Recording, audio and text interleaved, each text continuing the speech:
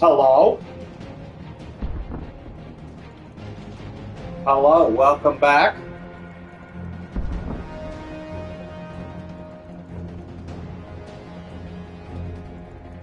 Should be back.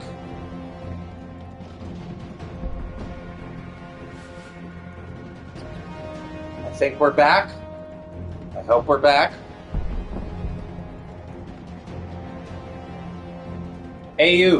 AU, John Madden, AU. Refresh your browsers.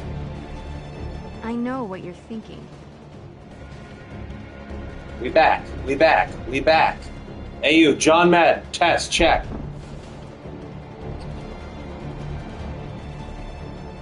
Sorry, I figured out what I did. So again, because I've never played multiplayer on this console locally, because I signed this one in as player 2, and I logged out the portal, when I hit the button on here, I held down the PlayStation home button, and it kicked me back to the menu, but because I was signed in as guest, it just completely stopped the stream. So, I will never be trying that again on stream.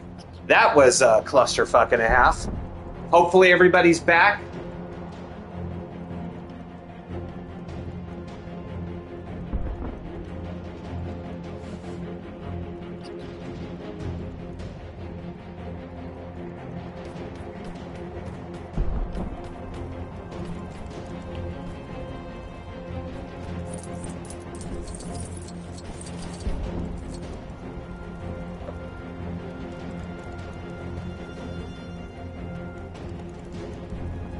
Everybody hit F5. F5 to refresh.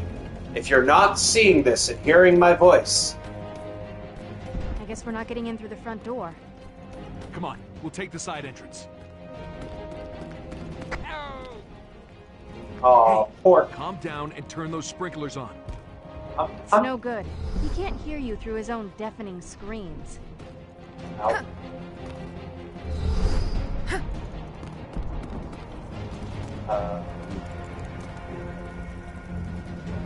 Okay, I see you want me to go here, but...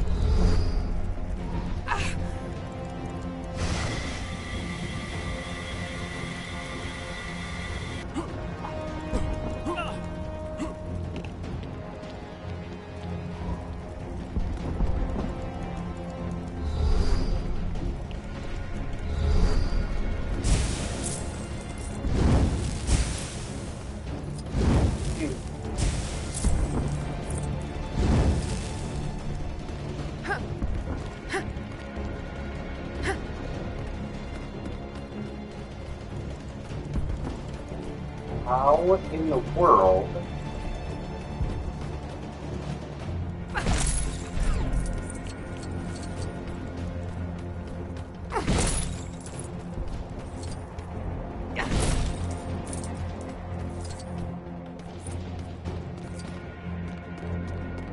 They said side entrance,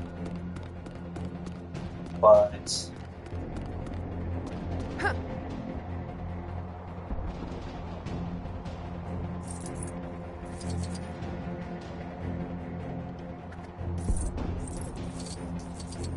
I'm not able to interact with... Oh, I see. Got it. Duh. Okay. We have to mind control Stan here to get him to build the sprinklers to put out the fire.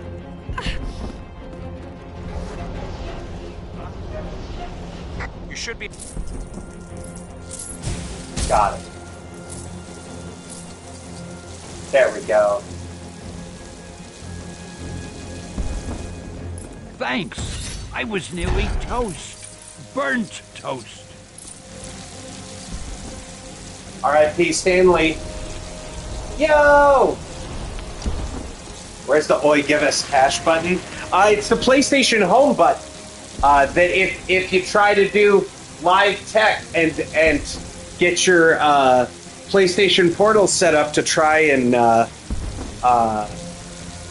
see if you can do live co-op locally, because you've never tried it before, and you crash the whole fucking stream.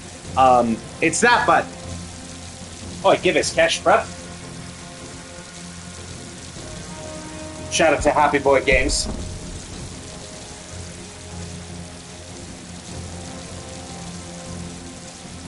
And welcome back, Guy. Welcome back to everybody. Sorry again for the delays and the stream crashes. I did find out part of why it took me so long was because, again, never played multiplayer on this console, ever. Did not realize that it was keeping my profile signed in. Is an ordinary boarding school. But the truth and that when you sign in, the player 2 is a guest. For young mutants with extraordinary powers. And you're like, oh, well, let me sign back in. So I went to sign in, which takes a minute because you got to type in, your whole email and password and whatnot. Because I've got my phone currently set up as a stream monitor. Go through all that, only to be told, oh, that profile's already in use by another user. And then realize, oh, I have since he's in go danger. Listen, man. Do not worry about it. Oh, thanks, Stream Elements. I am safe in the Cerebro chamber, with an object of great power called the Tesseract. Open the emergency escape tunnels to lead the students to safety.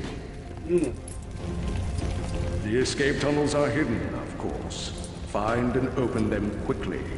I don't know if I trust Charles here. Magneto wouldn't attack the school unless he was desperate. Let's get the students to safety. Hidden with an item called the Tesseract, eh?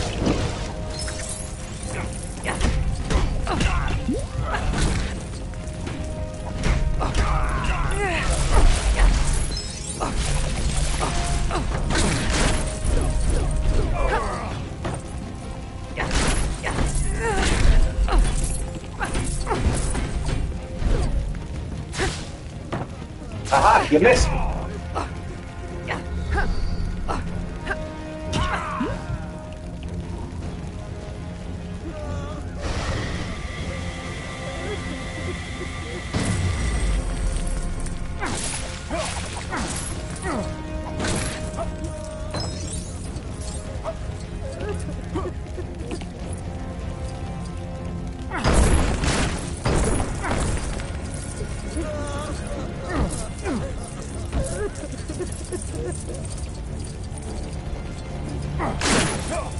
Okay, everybody should be back from the ads now. Sorry we had to sit through more ads.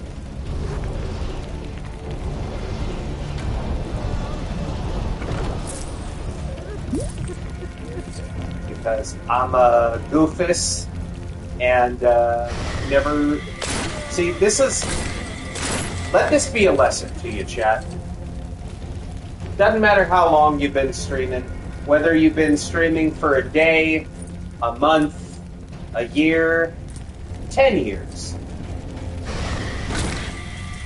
If your stream is working and everything is behaving as normal,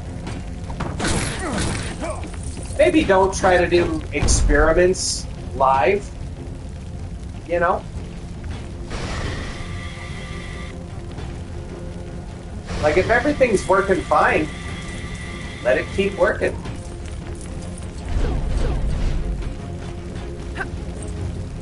I hope we've all learned something today. If nothing else, the true live experiment is, learn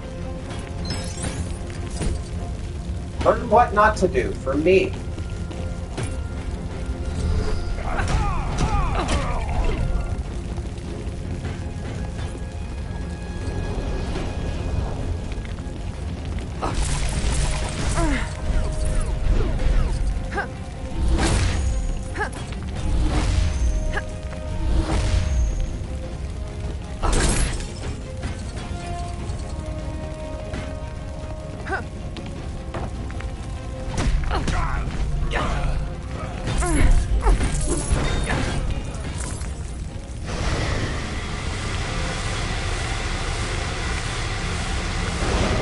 right?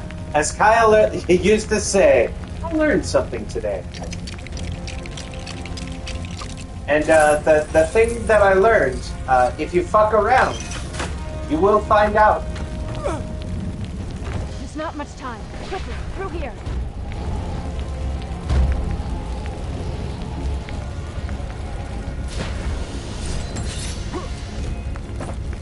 Okay. And we know that the other group of children are over by that switch. So that lets us kind of mess around in here.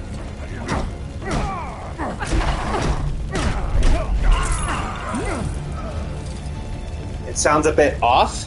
One sec.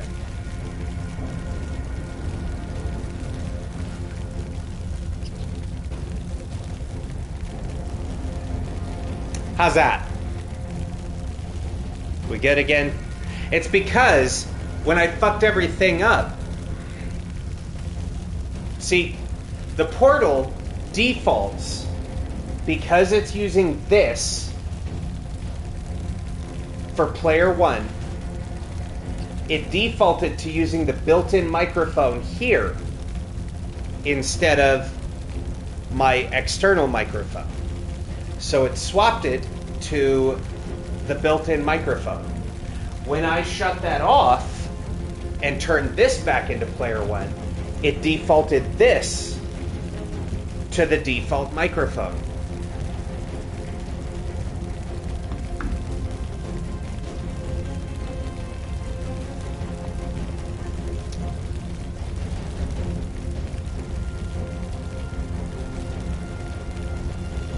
So I knew there was a reason why I decided, you know, for the memes last month, Pride Month, this month, Month of Wrath.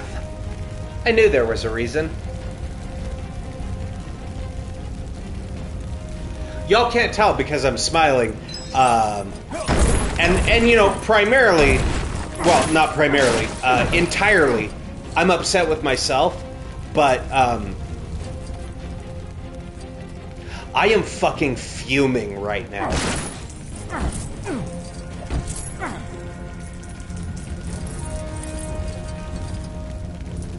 Like, I am deleted VOD of Stellar Blade levels of about to crash out right now. Yeah. There's this all rage. I am like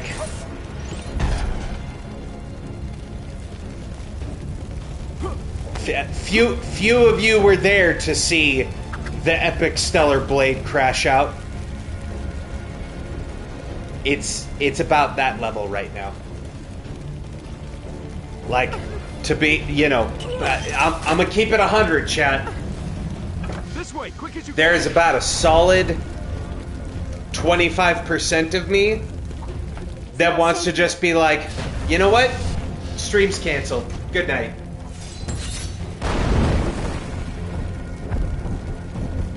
It's and more so, it's the embarrassment and frustration of everything was working fine, and then I broke it. It is nobody's fault but my own. I'm just a little upsetty spaghetti, never forgetty, but full of regretty.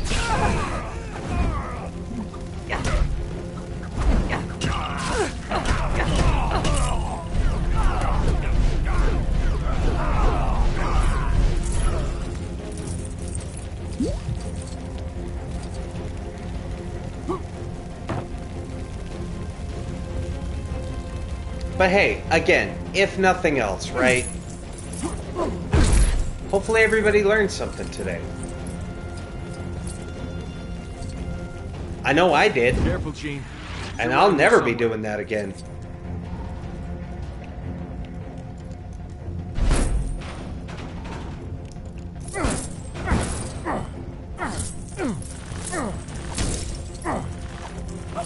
But it was a good lesson to learn, because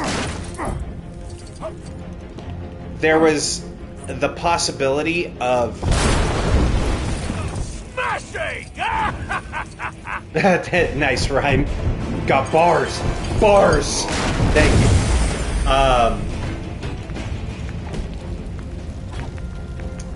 No, with Halo coming out end of this month, right? And it's already on the schedule. Up until yesterday, I thought I was going to have some company, some friends in town for the first couple Halo streams. Turns out some things came up. They weren't able to make it out, which is unfortunate. But they were going to come stay the weekend, and I was going to see if they wanted to hang out and do some Halo co-op on stream. Well, I had never tested doing multiplayer and streaming, so kind of a valid test. Little unfortunate that, had to break everything in the process, but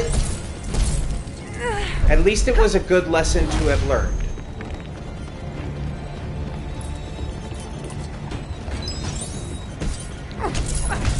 Because now I know how to set it up, and I know that I won't be able to use my standard external microphone. I don't think.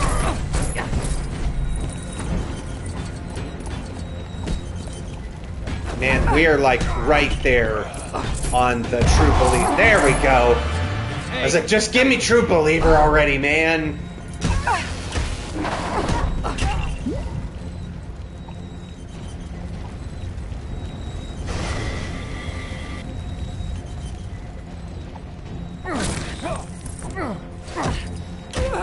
Just look at this mess. We need to get through.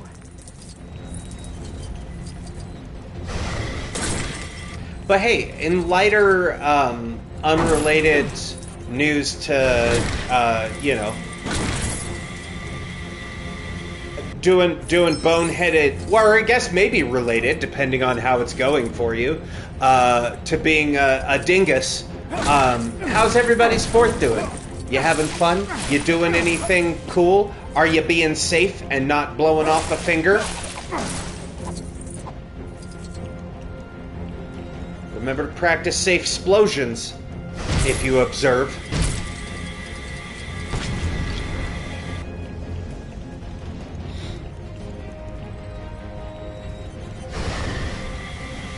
I said this at the top of the stream. I don't really jam on fireworks myself these days. I used to in my 20s.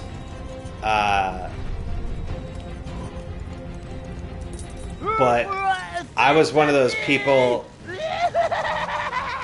It's always fun in a tri-stream. Well, thank you. Storm, are you all right? Oh, Storm should be able to put out fires.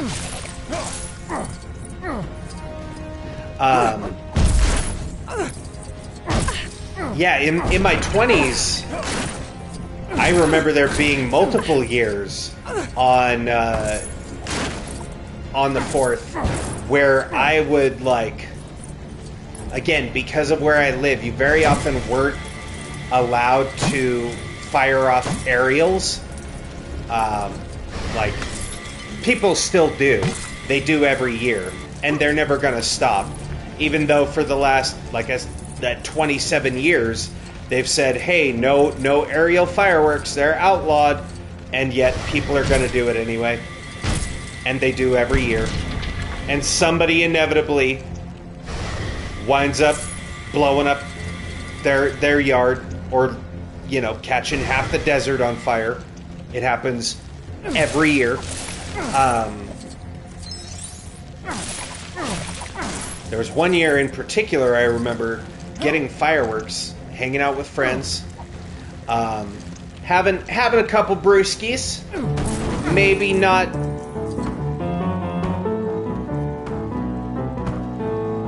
Hell yeah, Cyclops, get it with your Charlie Brown dance.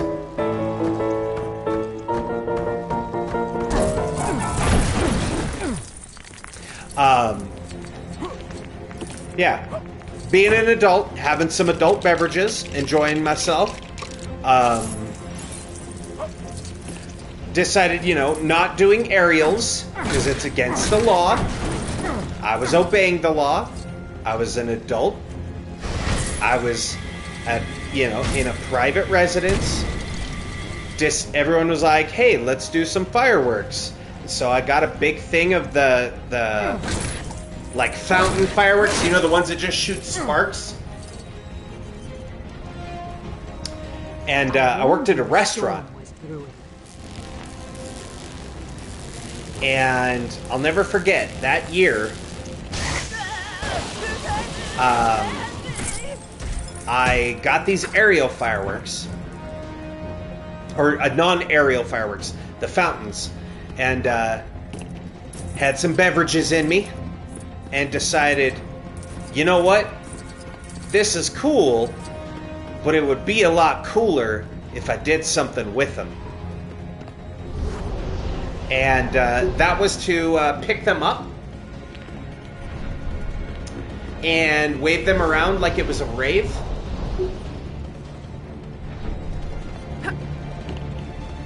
And I wound up with severe burns all over my arms and face. Not like, you know, 3rd degree or anything, but like I had burned all of the hair off of my arms, and like my face was all red, and I burned off part of my eyebrows.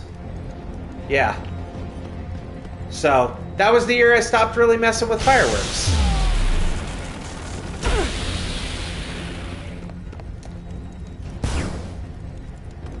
Okay, I feel like Storm should be able to put out fires, you know?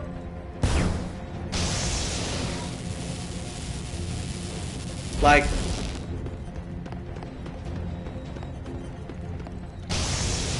also, electric characters should be able to move metal objects.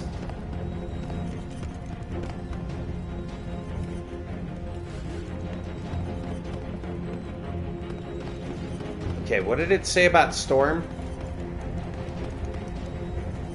You can hover across fires as... Oh, as Storm to put them out. Ah! There we go. I don't think I can go in there.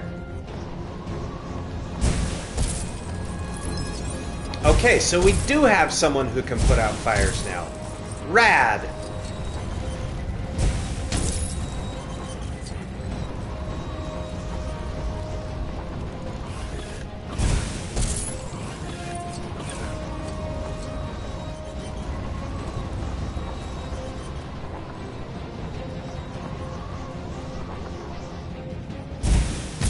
There we go. I managed to wedge myself in there just right.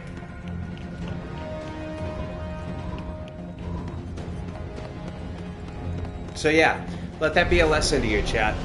Don't imbibe alcoholic beverages.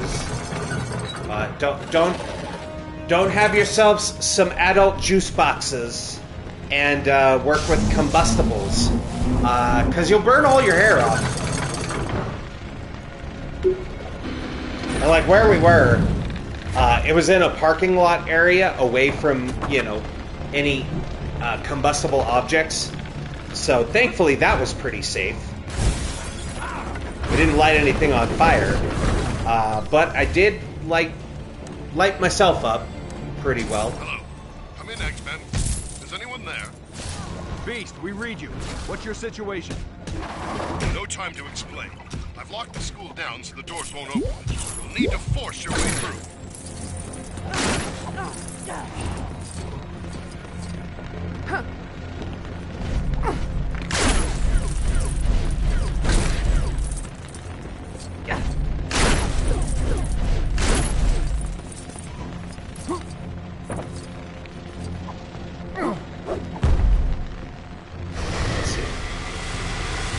Not entirely sure how I'm supposed to...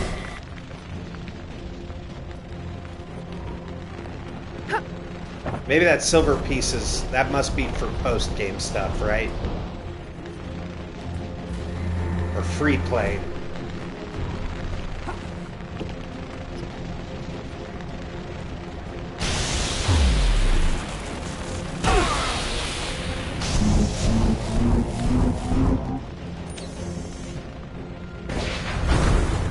There we go.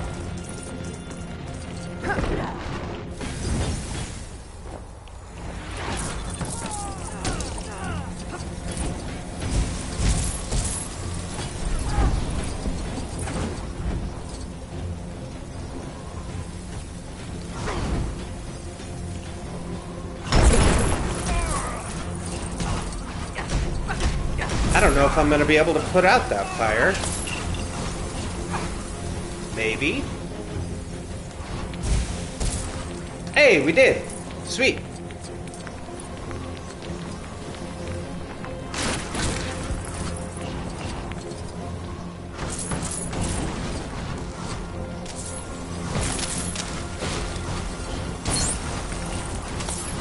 Okay, we gotta look out for those little orbs.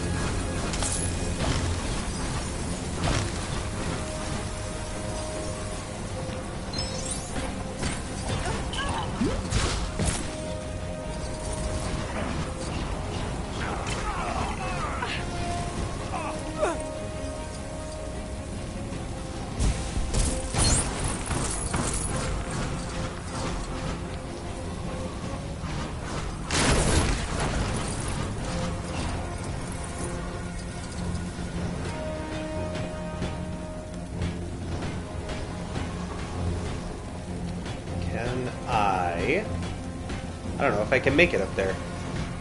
I don't know if I'm supposed to even make it up there.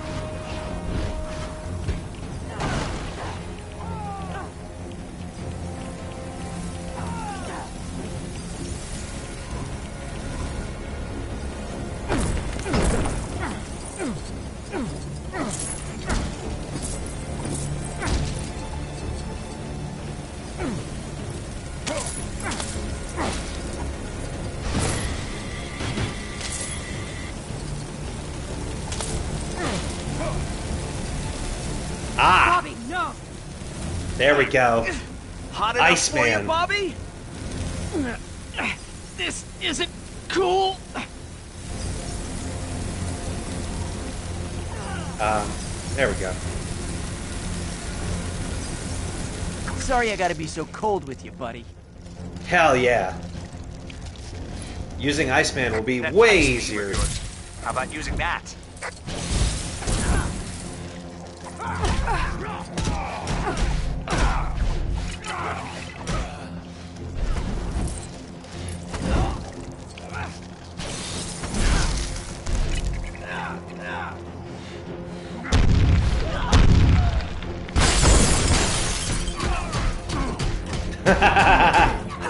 The Juggernaut. Watch out! Just going blow for blow. Doing their thing. Vibing, thriving, surviving.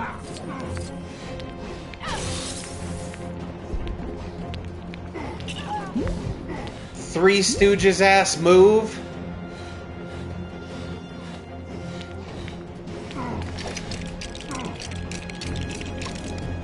This might require some extra muscle power.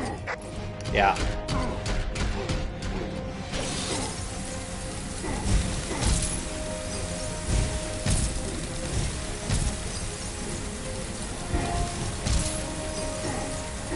I don't know if I can get that one. Maybe.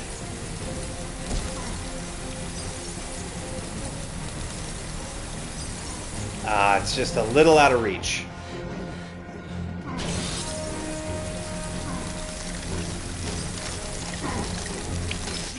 Escape the Juggernaut! This ice won't hold me forever!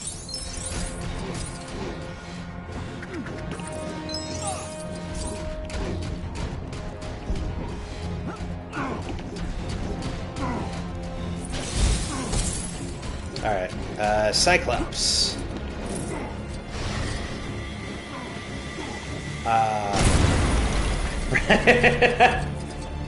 Man, that meme back in the day, I probably watched that thing like 1,000 times.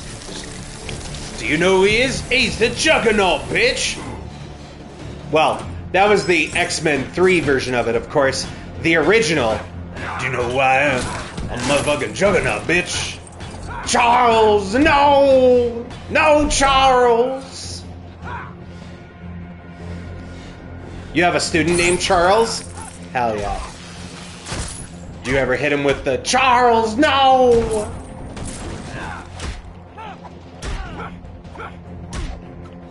Every time I say hi to him and say his name, it's all I can think about. Just Charles, no! And he doesn't get the even better. Even better.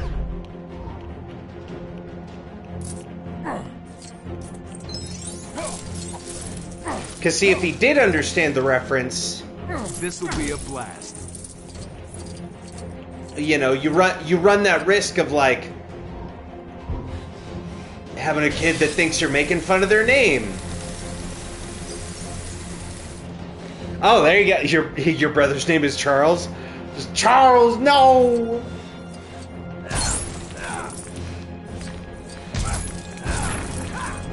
You're so old. Yeah. That meme did come out a while ago. But it doesn't make it any less funny, you know?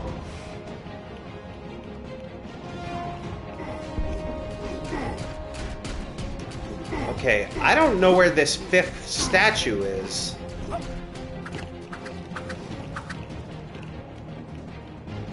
Maybe down here? Nope. Only Death is down there. Oh, this is probably the 5th one here, isn't it?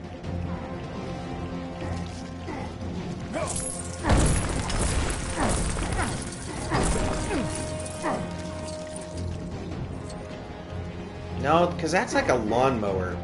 We need to find 5 of those statues. I wonder if the other one is maybe behind this hut that we can't lift?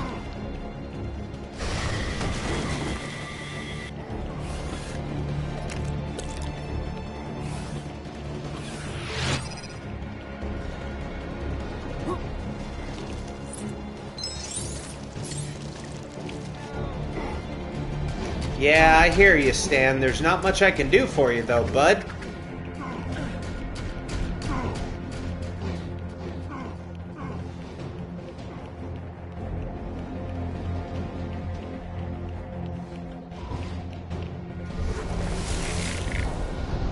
Yeah, I have no idea where this final statue is.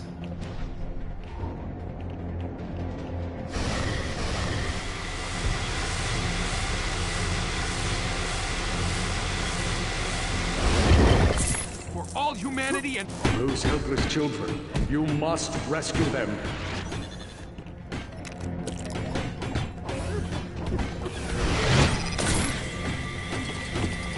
Charles, no!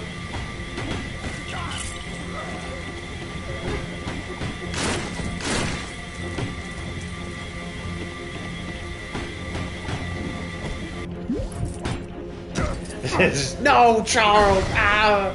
Charles, no! Happy 4th of July. You're making sure not to blow anything up, right? Yourself or property?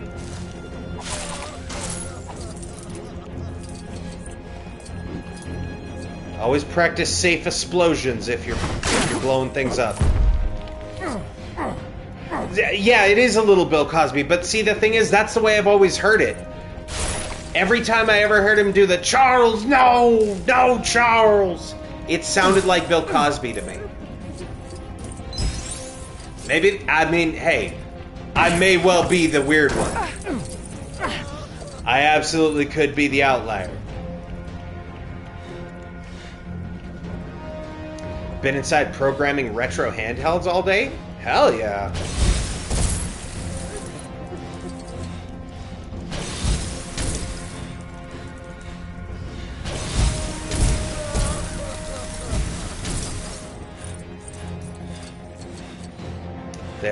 They're Chef's Kiss. Are those like the ones you showed me before, Happy? That like you can run all kinds of various games, and you got your Steam library on there and whatnot. Height. Nice.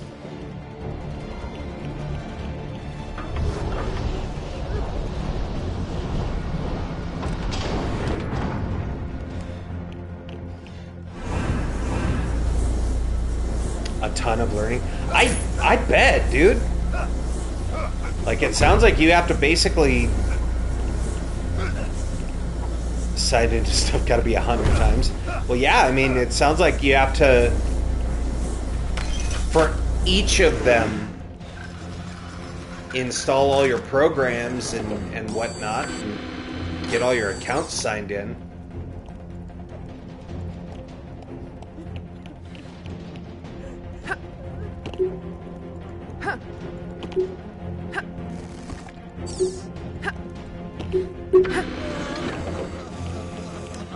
Need to buy software, but it'll be so worth it when it's dialed. I think we rescued all the students. Now what? Wait, like for the handhelds, you had to I'm buy afraid individual your attempts software to and stop stuff? me are too late. Failure to hand over the Tesseract will result in the destruction of your precious home. Do we finally get Magneto?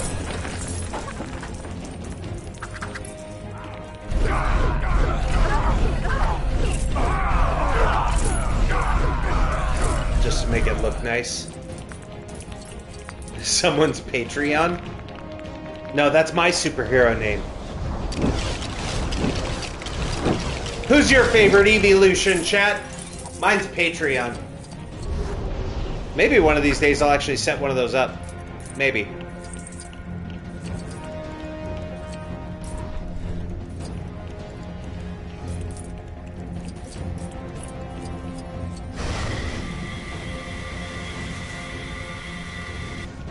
I should.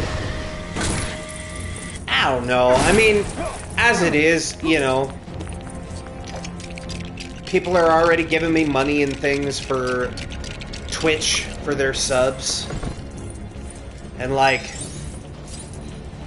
I think maybe if I was actually producing content for the YouTube, rather than it just being VODs, then maybe I would probably do a Patreon.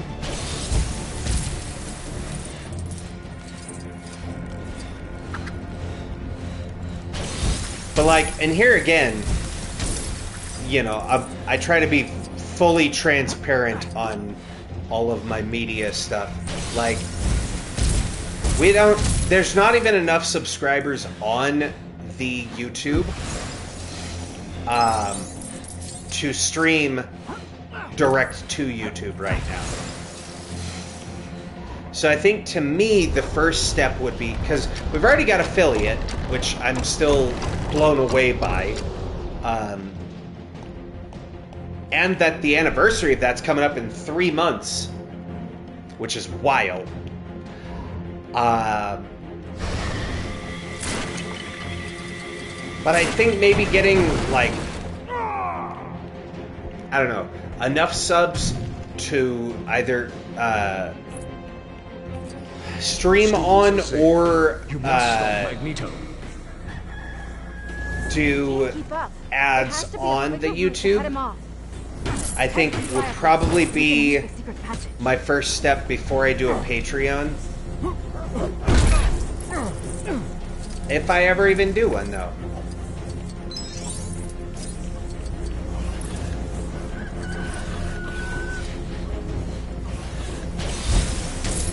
Because, like, here's the thing with Patreon, right?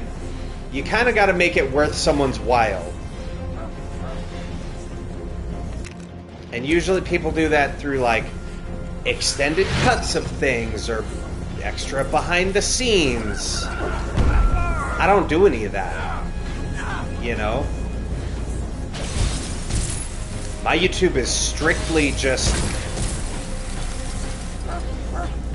No, that's the OnlyFans. That's not a Patreon. Gotta clean the house naked or something.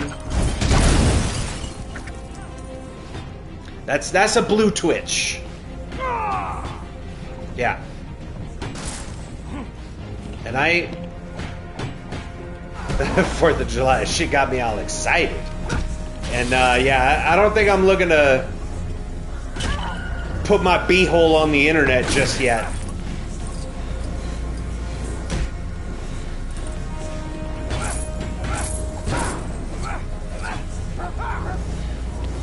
You know, if it ever came down to it,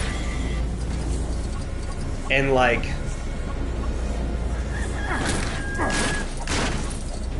if it ever came down to it, and this was my only means of income, like if streaming was the only means I had of paying my bills, then maybe I would consider something like that.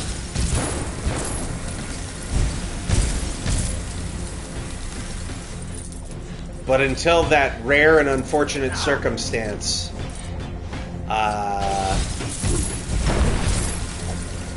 it's probably not happening, you know?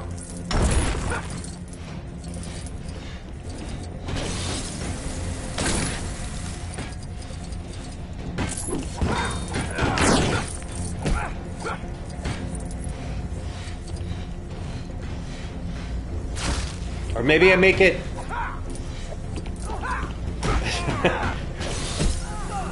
You know what could be really funny? We make it a sub-goal. But it has to be like a ridiculous sub-goal. Like 25,000 subscribers? Alright. I'll start a blue Twitch.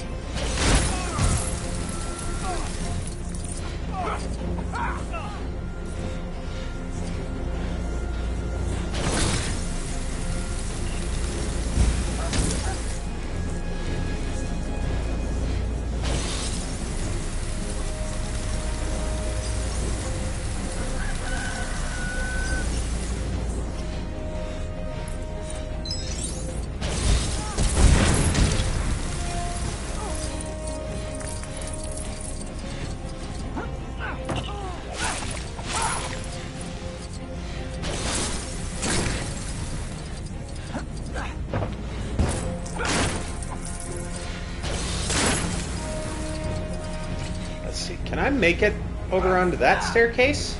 Maybe?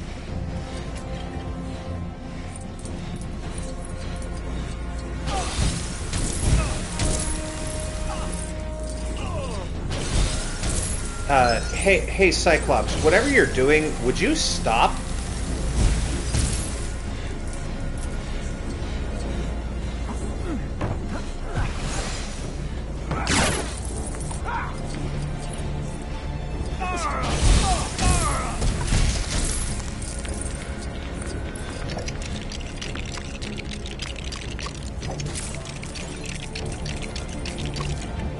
Oh, I see what I have to do. I need Jean.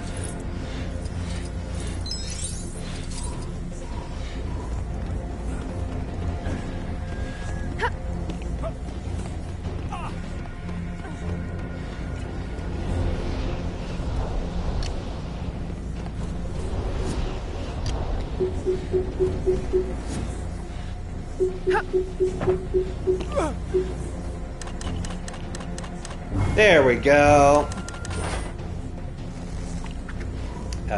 Storm. Show him what happens to a toad when it's struck by lightning.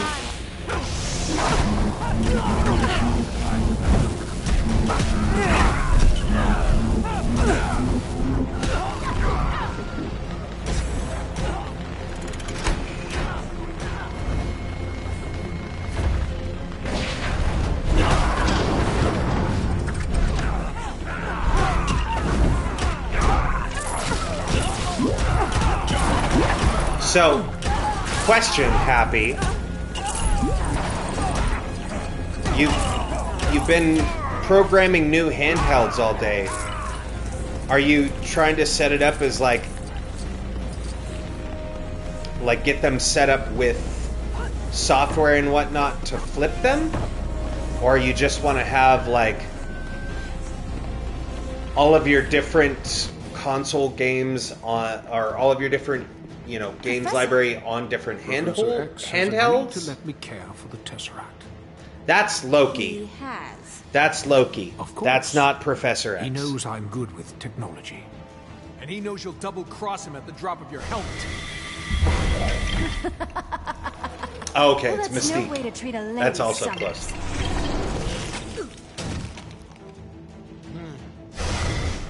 You would think with Jean being a telepath, they Make would sure have the caught children on. are protected. I'll take care of these two.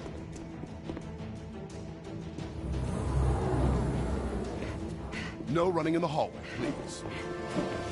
Oh! How many times must I say it? No running in the hallways! Nice. Oh, You have people that want to buy these ones, but just close friends. Willing to program them for money, but I haven't decided if that's something I want to put out there or not. Fair, fair. Especially if you have to, like, sign in and, you know. Because then you got to sign in, test them, set them up, make sure they're working.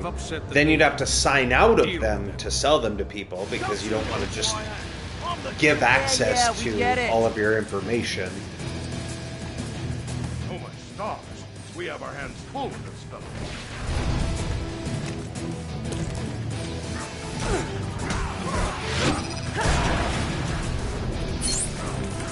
And that's also true, yeah. Emulation is a very fine line. You don't want to wind up like Soulja Boy.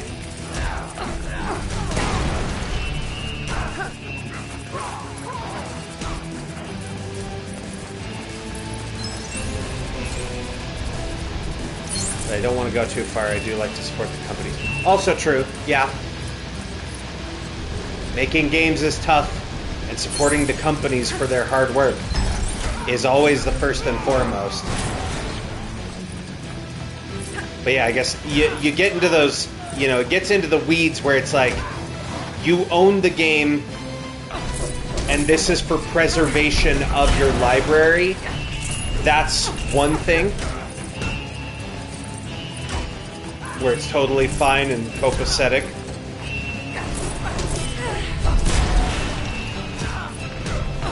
But yeah, I guess if you're setting it up so that others can access games that they don't own, that's a little bit of a different case.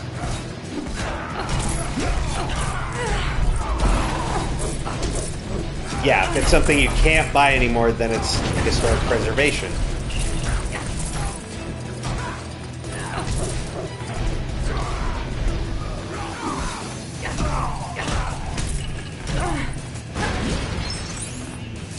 Well, and hey, the game preservation people are having a field day right now. Because, listen, I make no bones about it. I like Sony. I like Nintendo. Can't see a thing! Right? Microsoft. I like some of the games that they've made. I wouldn't necessarily call myself the biggest Microsoft supporter in the world.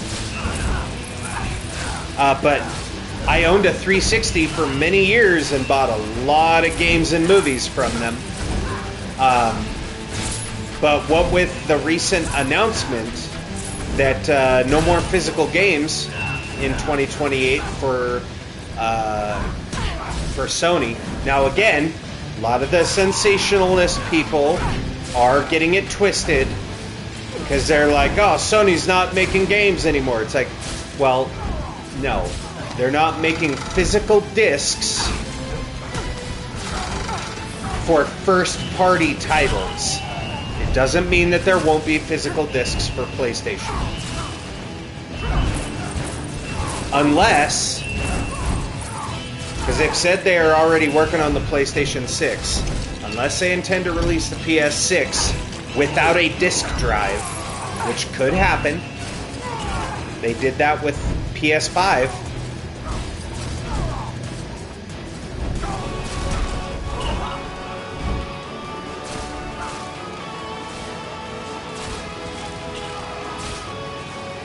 I can hear you! Huh. Nice. Bobby, get him! Get him, Bobby! Oh, Bobby! But no, the other big announcement I think you was need to chill out a little. for anyone who maybe remembers a few years back, Sony had said they were going to take down the PSP and PlayStation 3 stores. And a lot of people were pretty upset about that, understandably. And then Vita, thank you, yes. The PSP, they already closed. But the Vita store, they were going to take those down. And a bunch of people were like, well, I have a lot of games that I've bought from that era. Can you please not do that? Because then I lose all of them. And they were like, okay, well, understood, we'll keep them up. Then what with the, 550 movies being removed,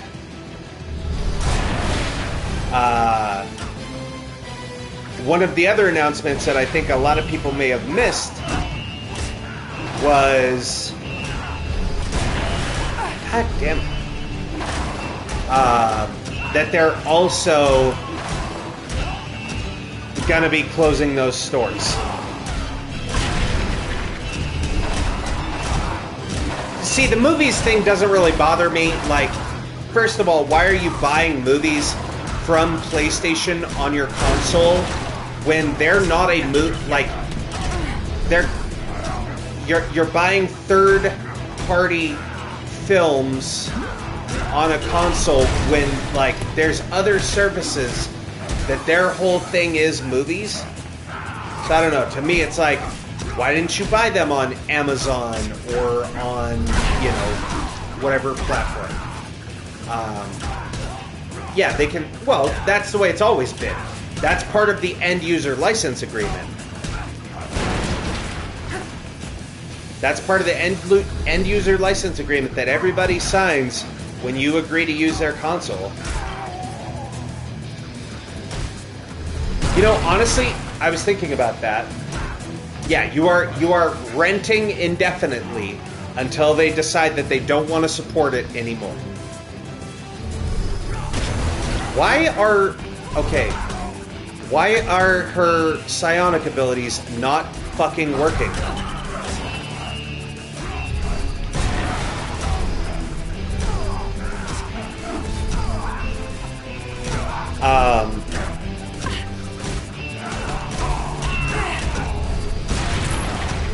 Oh my god. Bro.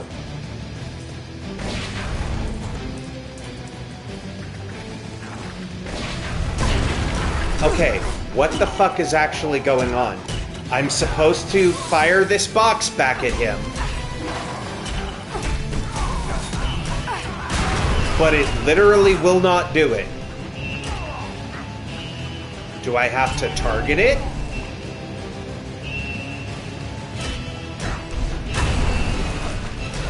I'm gonna crash out. I'm gonna fucking crash out, chat.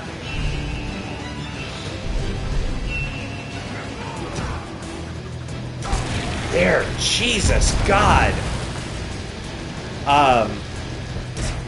But no, the whole buying digital games, that's the way it's been since the beginning. Ever since there was an online store, right? I've had that happen to me with a bunch of 360 games. Some of my favorites. Scott Pilgrim vs. the World was gone for a long time because the license ran out, and I bought it on 360. And you couldn't just get the game again, right? Until they renewed the license and re-released it when it came out on the Switch. Ow.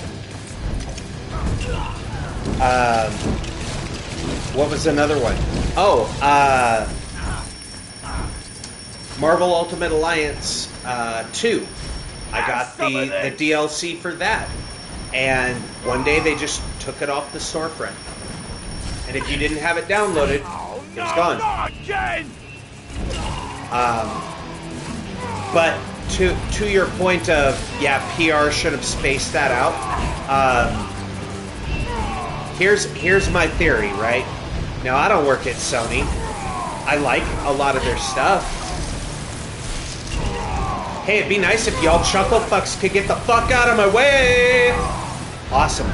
I love when they stand the characters directly in line of where you need to aim, and it screws up the aim and has you aim behind you instead of in front of you. That's great. No, my theory on the PR stuff, right? Here's my thought. We all know the internet has a definite half-life on its memory, right? We live in the TikTok age, the TikTok generation. People remember and get upset about things for a span of a few months. And here's why I say this. Memes have a half-life, right? Knowledge and upset things have a half-life. Hey, do y'all remember when Gen Z was trying to cancel Eminem because he released an album that was Slim Shady trying to get Eminem in trouble and went on a rant about disabled people? And you had Gen Z trying to cancel Eminem, except that they weren't. It was maybe like one or two people saying something, and you had Gen X has awakened. It's time. Arise. We'll teach Gen Z what's what. And they basically made it sound like, hey, a bunch of 50-year-old people are gonna like assault like 20-somethings. Do y'all remember that? It was a few months ago. I only just found out about it watching somebody's YouTube video on the topic. It was like, huh, interesting. So, my theory on why Sony went ahead and did the announcement all at the same time, it's better to announce this all at once and have all the people that are going to get up in arms and have all the people that are going to get upset happen all at the same time. No! Oh, Helmet! What have you done? Fascinating. Your Because- mind was a blank page, Juggernaut. Now I shall write on Given a it. few months to a couple of years, right? People will be upset, but then eventually time will pass and people will forget all about it, right? But also, this is nothing new. This is nothing new. Oh, you sword to a tree! We've seen companies moving more and more towards digital for years. And it was a matter of time, right? I mean, hell, they predicted this in Cyberpunk. You know what you don't see in Cyberpunk? Consoles and DVDs. No. They just broadcast that bad boy straight into your brain. You just get a brain dance beamed into your head. Or animals, also true. But you know, the birds are all spies from the government anyway. I'm joking.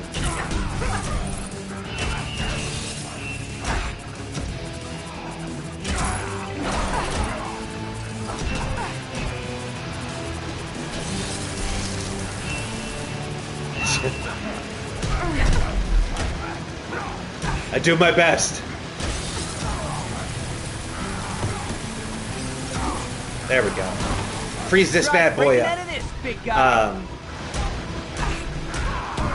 But yeah, we've seen the game. Listen, to me, I would rather.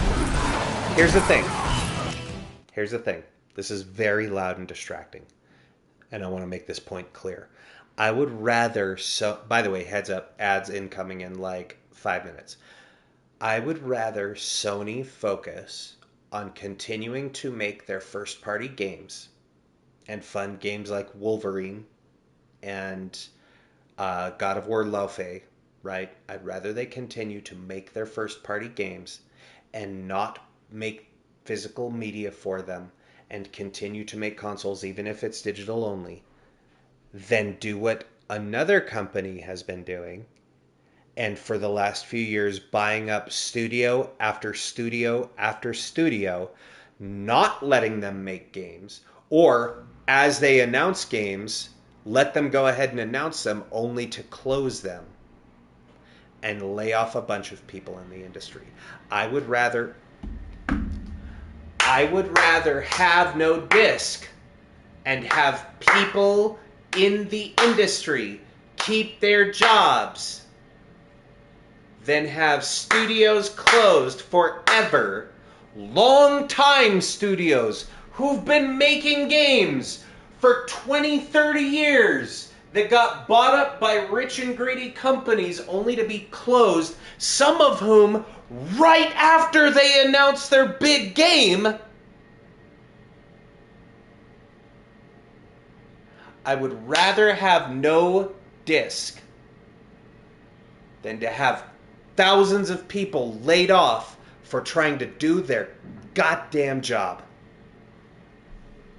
So, while everyone's getting upset at Sony because you made a poor decision about buying a digital film from your console rather than buying it from a movie service like a Amazon Prime, who, you know, Amazon's not going anywhere. Jeff Bezos signs my check on Twitch every month.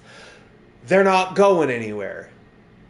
Buy your movie on there, and then you'll own it for the rest of time, because what is the likelihood that they're going to let the rights cycle if you've bought something? They're Amazon. They'll buy those rights again. And if people get upset enough, they'll be like, all right, fine, here's the money. They just removed everyone's games, but that's because Amazon should have never been making games in the first place. Amazon Luna was a bad idea.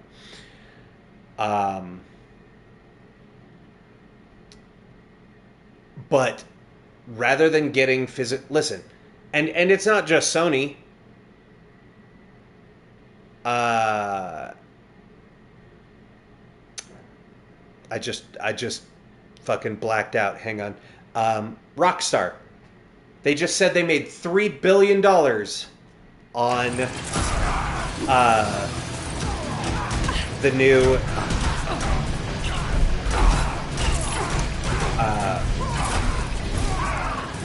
same as Sony for movies. Right. I mean, yeah, Sony makes movies, but here's the thing. You're buying third-party movies like Terminator 2 from Sony to watch on your console. First of all, it's got to be on a streaming service. Or buy it on YouTube. YouTube is owned by Google. That shit ain't going anywhere. Right? Magneto it's got different away. if you buy a Sony Pictures film I think that means we'll own from a Fury Sony few favors. service. They own that. You'll never lose access to that. We got Juggernauts and Crosses, by the way. You know, buy your movies from the sources where they're going to stay. Or get whatever streaming service they're most common to be found on, you know?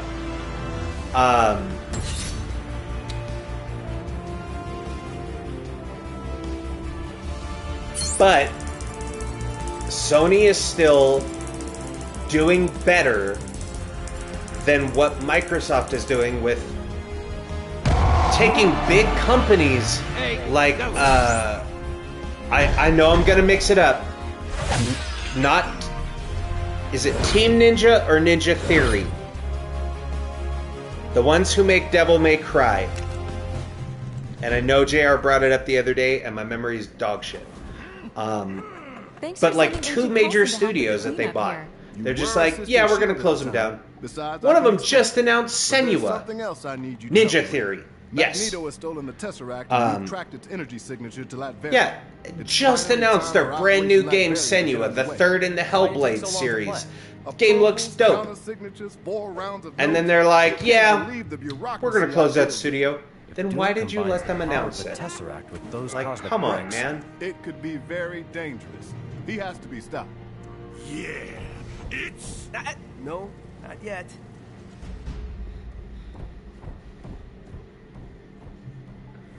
Are you going to tell them, sir? One threat at a time, Coulson. Sony did it. Everyone on live service games that they didn't have experience making, then closed their studios when those games flopped. AKA Blue You Point could use the Games, exercise. Shed a few of those who extra made boulders. only bangers. I'll shed you in a minute. Not familiar with Blue Yikes. Point Games, unfortunately. Seriously, you guys? How are you planning on getting us there, Reed?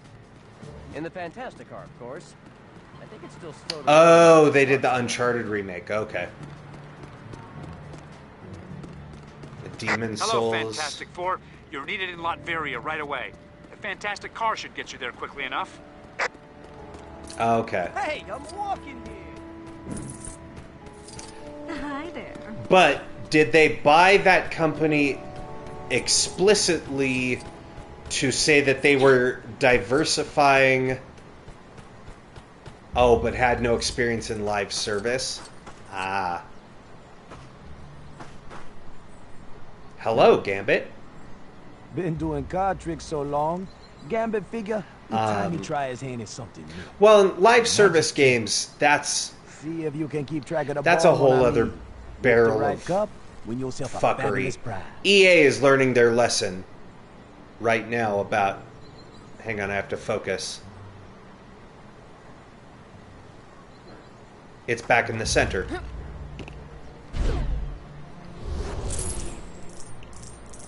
What? Shit. Okay, it's on the left. Still on the left. It's on the right. And still on the right. So is this whole thing just like, hey, wherever you see it start, that's where it ends Now up? I realize that my heart should belong to the cards. Thanks for helping me see the light, mon ami. Do we unlock Gambit? Black Bolt! Boo!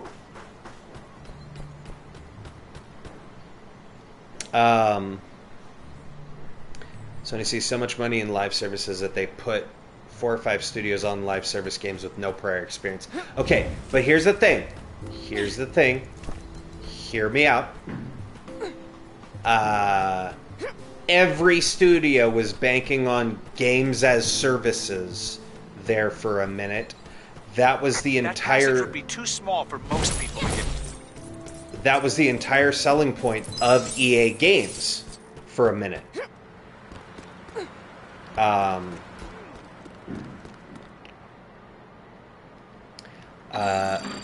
the New Horizon Hunters Gathering is going to be dead on arrival, like all the others, and hopefully they will finally see that PS5 players love single-player narrative experiences.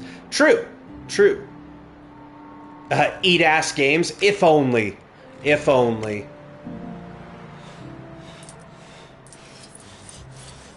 What is this? Holy shit! Hang on, hang on, hang on. Wait, wait, wait. Time out. Time out. Time out. I said time out. Oh my god. Anyone here on Mutant? We'd very much like to destroy you.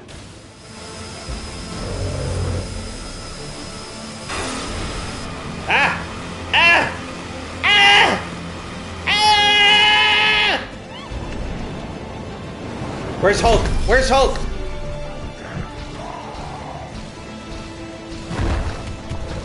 I just love when I hit those notes. Hiya! Yay! Ooh, money, money, money, money. Mutant, anyone? Anyone here on Mutant? Nice. Very much That unlocked a mini Sentinel. As Sony's still trying to do live services, even after all those fails. Like Horizon, yeah. Well, okay, so again, part of that is a lot of companies focusing on these games as services, and that's companies in general, right? A lot of them there are like, hey, the money, It's not in... Okay. Oh, if only there were superheroes in New York. It's not just Sony. That's been EA's thing for years. Guys. How dare these supervillains meddle with the most loquacious man in comics? Thanks, Stan. But...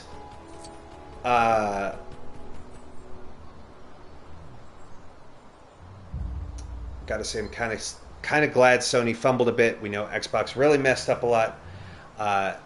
It kind of evens things out again, which brings the console wars back. Well, no, because Phil Spencer was pushing for basically everything's an Xbox, and hey, you know how you gave us hundreds of dollars for your console? Well, you don't even need it anymore because we're all about selling you Game Pass, and that $600 you spent on an Xbox Series X is absolutely worthless. They pulled back on that with Asha Sharma and Matt Booty, kind of, because they're still catching shit from people higher up than them in Microsoft. So it's not fixed yet.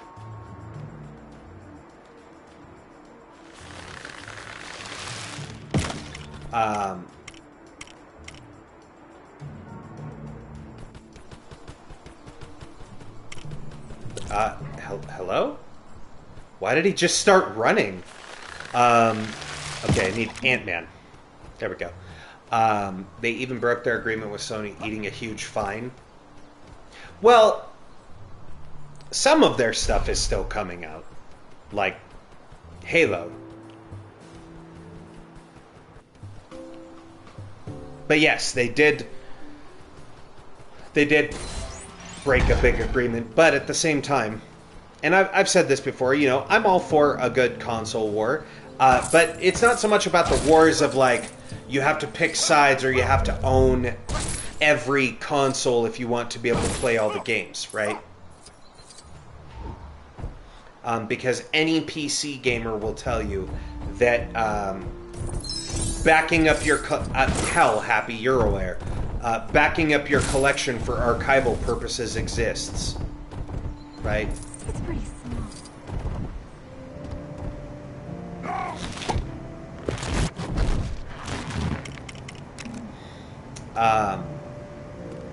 And like, there's not a game in this world that you can't get to run on any computer hardware, right? What am I supposed to do with this? Can you archive Steam games? Probably. Yeah. Because all you're doing is, well, if it's doing a download.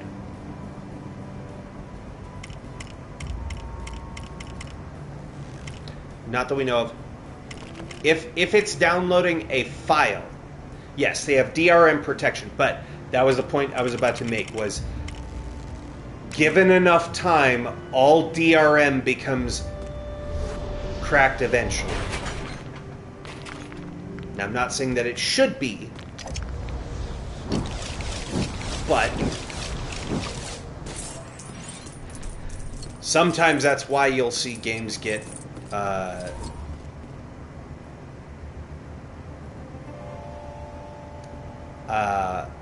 the only PC platform that has no DRM is GOG. Isn't that Google's? Was GOG Google? No, I'm thinking Stadia. You can alter your shape into some...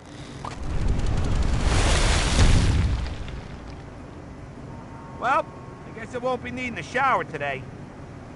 Well, you were standing in my way.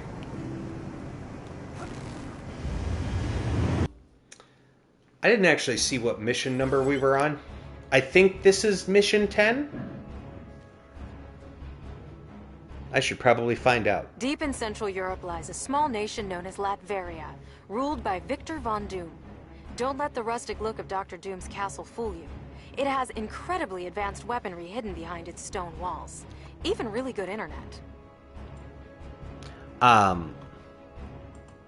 What was the point I was trying to make before my ADHD ran rampant? You call it the Fantastica. Whew. Nice. Does it come with satellite radio? Oh, yeah, the games as services thing. Every company's been trying to do that. Every company in general, I mean... with an 80% chance of bad okay. guys. And 100% Netflix, Hulu, Setting the Fantastic Car to autopilot so we can Disney jump in. Plus, Paramount, right? Disney stopped making DVDs of their movies. They've been vaulting them and they put them all on Disney Plus. Why? Because the money is not in the movie. The money is in making somebody pay for it for life. What do you know? Right? Johnny came through for once. Shit! Hang on. We can't restart the mission? There's a mini kit there that I missed.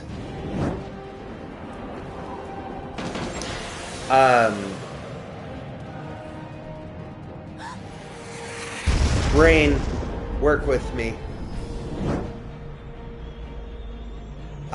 Yeah, it's the same thing as I saw this in a movie once. the money's not in the cure, it's in the medicine, right? Pharmaceutical companies have been doing this for centuries. Every baddie he can As long as there's been pharmaceuticals, Must be decent. He's got there's an army of been security guards, too. don't cure it. Treat the symptoms, not the Ben, cause. I believe Right. some clobberins in order. Ah, Sue, you ruined my line. Director Fury, come in. We've been knocked off course.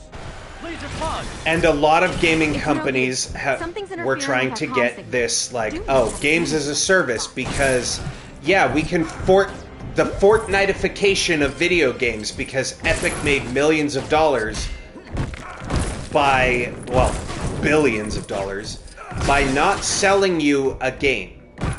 They give you the game, and then if you want to be able to get all the things in the game, then you have to pay them every month. World of Warcraft. World of Warcraft was even more egregious because you gotta buy that bitch first, and then you have to pay for it.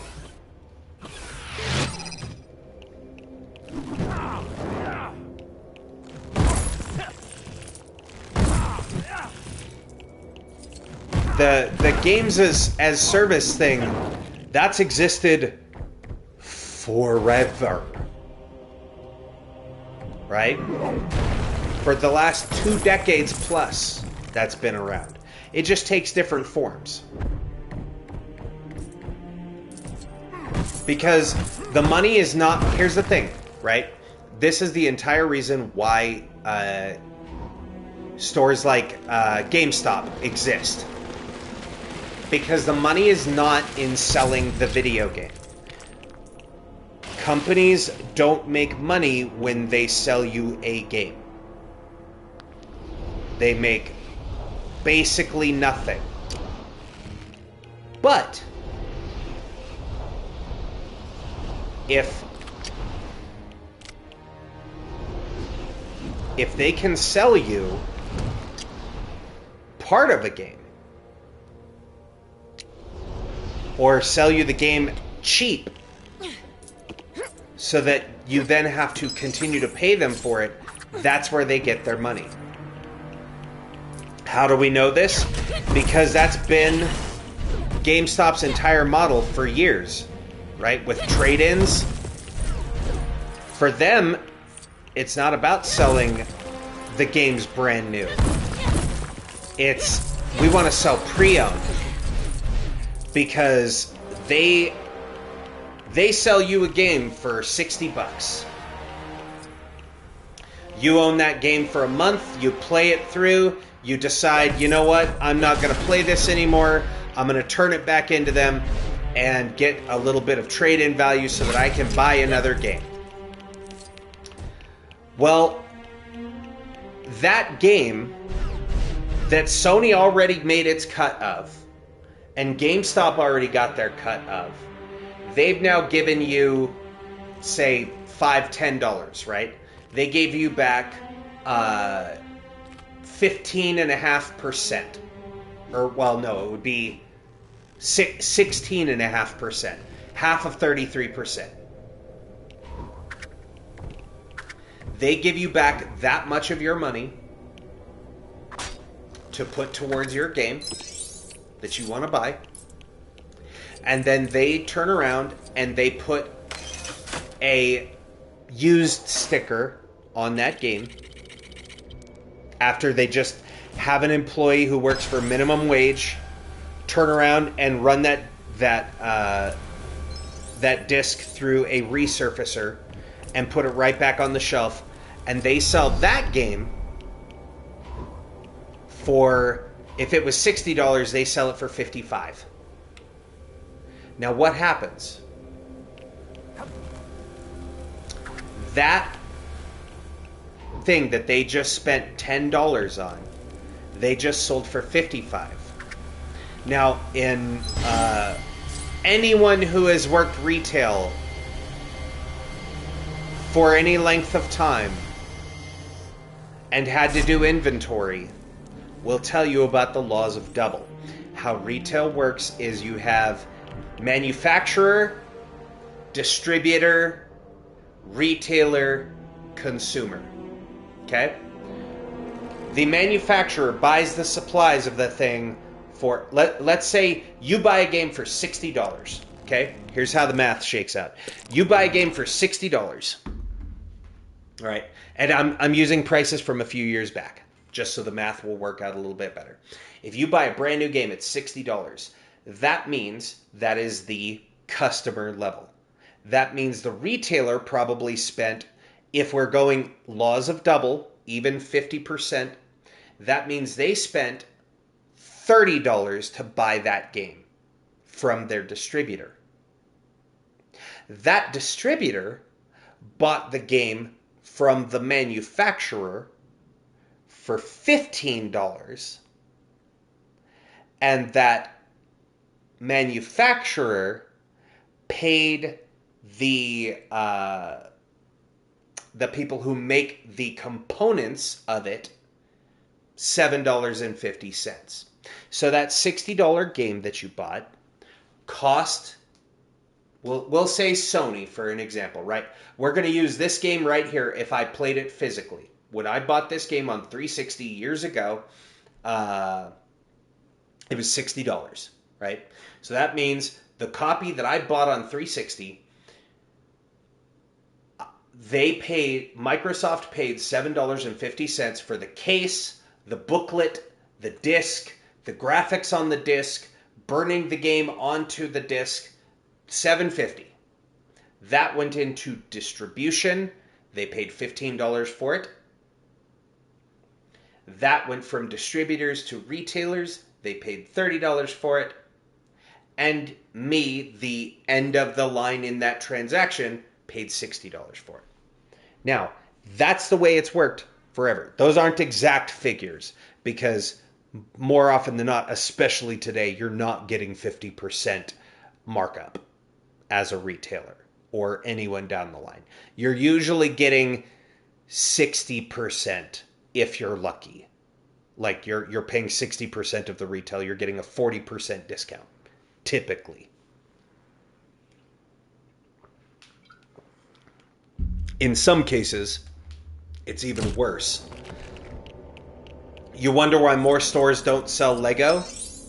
It's because most places, you have like a 15 to 25% margin. That dish looks on like the Lego. source of the interference. We've got to disable it. So if you wonder why Lego's so expensive, that's why. It's clobbering time.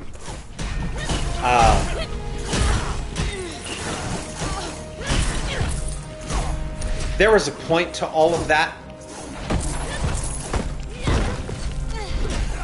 But hell if I remember what it was.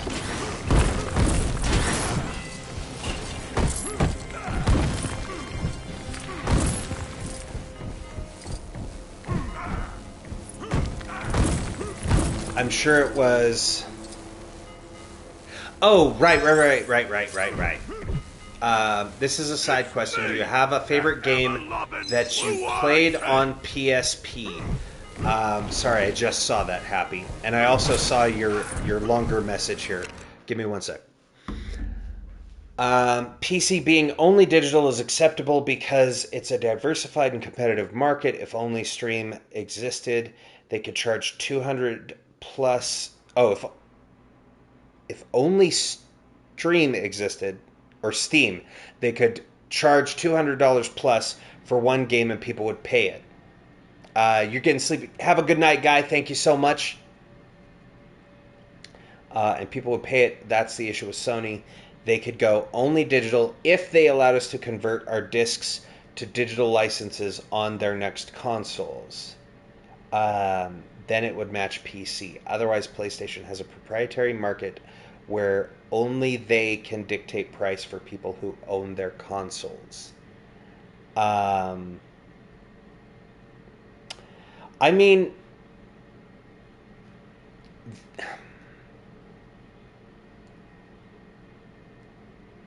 eventually the technology will exist to back up all discs. But at the same time, here's the thing. I think a lot of people are getting hung up on the... And there's no easy way to say this, but a lot of us are stuck in our ways of like, it's ownership. It's mine. I bought the thing. I physically own the thing. That is a collector thing. Gaming has been moving towards digital for decades. We've been watching it happen more and more. We're also watching more and more, you don't own shit. You pay for the rest of your life to rent it. Look at Fortnite. That was where I was going with the whole distribution thing, right? Companies look and they go, okay, we have to spend $7.50 for every copy of this game that we make. We made 10,000 of them. We spent $75,000 to manufacture 10,000 copies of this game. Let's say they manufactured 1 million copies. That means they spent $7.5 million to make 1 million copies of a game. So when you see a game sold 1 million copies, that means it cost them $7.5 million to make them. Now, again, that means they made probably $7.5 million, right? But you see the sales numbers when it's like, oh, this game made $100 million. Or Grand Theft Auto 6 pre-orders alone, which is digital only. The game does not have a physical release. It is $80, and that is for we cut actual game content out, that you have to spend an extra $20 and give us $100 if you want these in-game cosmetic stores with mechanically unique vehicles. You have to spend $100. Do you know what it cost Rockstar to distribute the $3 billion worth of game that they sold? It costs them $0. It's a server. The information is stored on a digital server at Sony, and you download the game onto your console, and that's it. All it does is with your internet connection, it goes to a server and says, do they have did they buy this game? Cool. Yes, let them play it. How do I feel about piracy of a product that they've removed from a store? That's fine. Listen, I've said for years, you should support the companies that make games, because making games is hard. Having studied things like game creation when I was in college, it is not easy. And especially in our society right now, where you have, hey, maybe you got your dream job in the games industry, and you didn't do anything wrong, and you put all your blood, sweat, and tears into making the best game you could, only for the game company to go, yeah, we've shut down your studio. We paid, $500 million to buy your studio, and we're closing it. sorry you just announced that you're working on this brand new game, Ninja Theory, but we'd rather just close you down. We'll say I liked Xbox's recent cheeky post about the fact that the new Halo will have a box and disc if purchased physical. Yeah. Which is extra funny, and I love that a lot of people are poking fun at Sony about the whole, because if you remember years back on the Xbox One, they said in order to loan out games, you'll have to basically like go through this digital loanership thing and loan it to your friend, and they have to get a code to be able to use it, and while they borrow it, you can't play it. And you know, the funny thing is, Switch already did that shit years ago.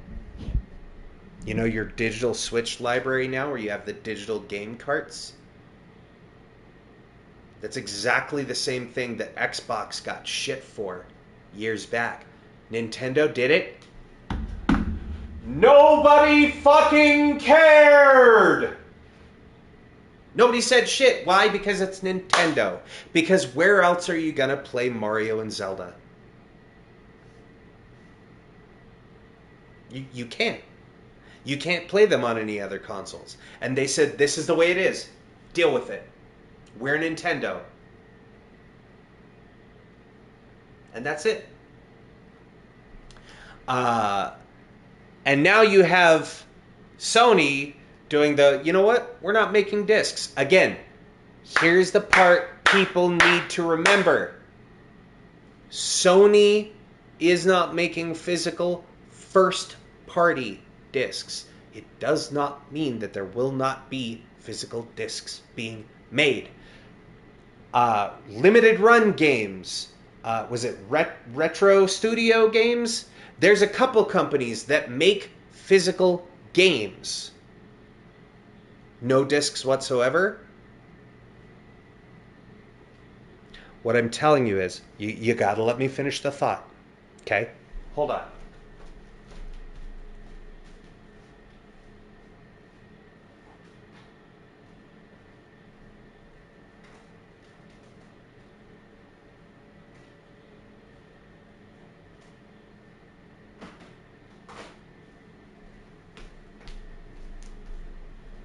Right there. You see that? That is River City Girls on the Nintendo Switch. This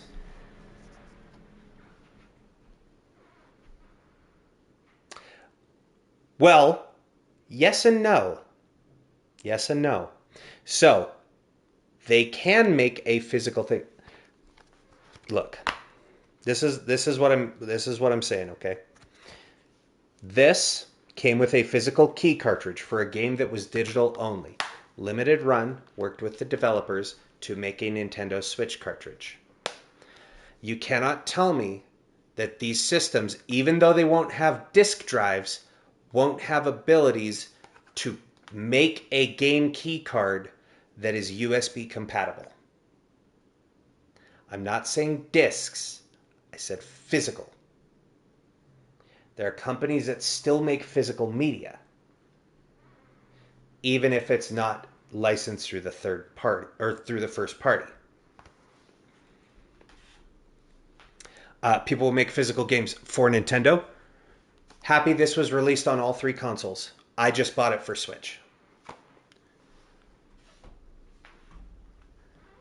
I'm saying there are companies that exist that do Limited Run just released a game, I forget which one, but they released one for the PlayStation 2. They made a physical disc for PS2.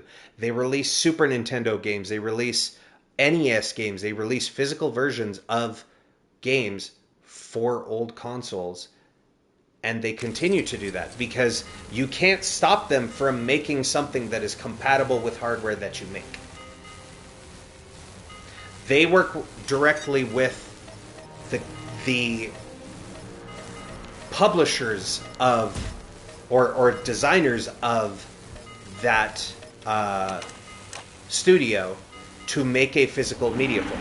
So PlayStation says, Well, we're not making games. We're not going to do a disk drive. Okay. Loud and clear, Director Fury. We've taken down a comm tower that was blocking our signals. But I don't believe for 2 seconds that somebody won't come along and find a way to make physical backups of media on that console. Whether it be, I mean, Nintendo is already selling you physical cases with digital download codes that don't have a physical game cartridge in them. Mario Kart World is a digital download. You buy a physical case that has nothing in it except a code. I bought Final Fantasy X and X-2 on Switch. Final Fantasy X is on the cartridge. You have to download Final Fantasy X too.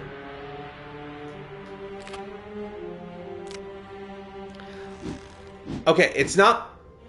Here's the thing. Piracy and preservation are 2 different things. Okay? Piracy is you get a copy of something that you did not pay for.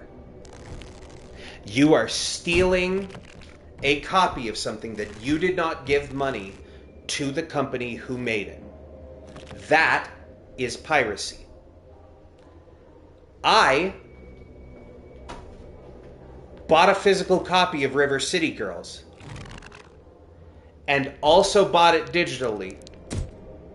And if I take this and find a way to put it on a hard drive so that I can run it on a handheld, I have bought this game twice.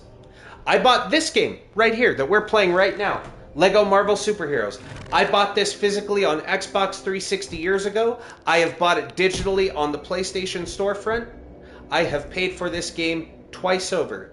If I were to get a backup of this game on a hard drive, that is not piracy. That is preservation.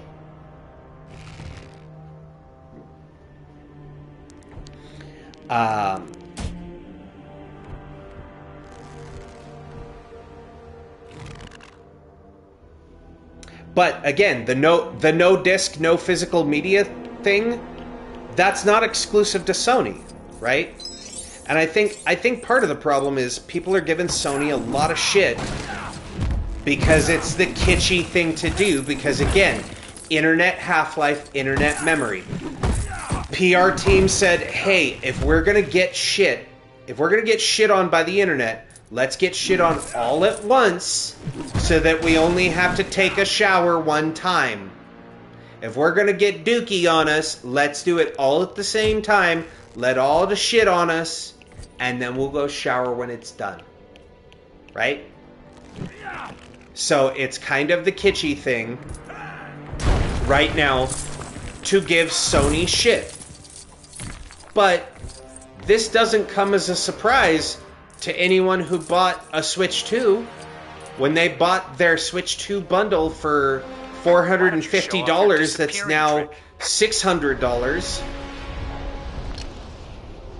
This isn't a surprise to them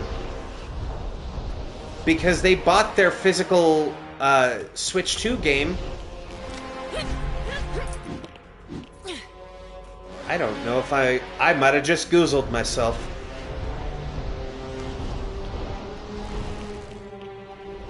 I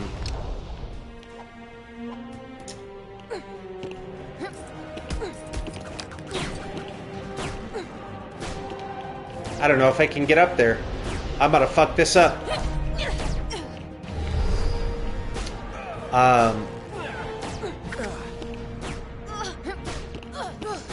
Ow.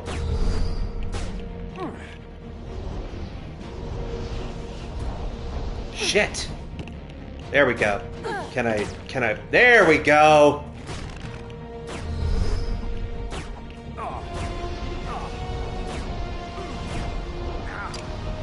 There.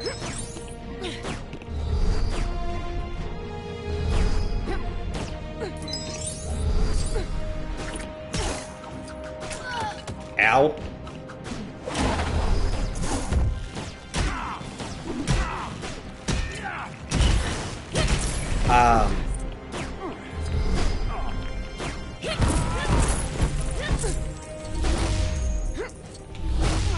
Can somebody get this motherfucker off here, please? Alright, that's it. It's clobbering time. Come here, motherfucker.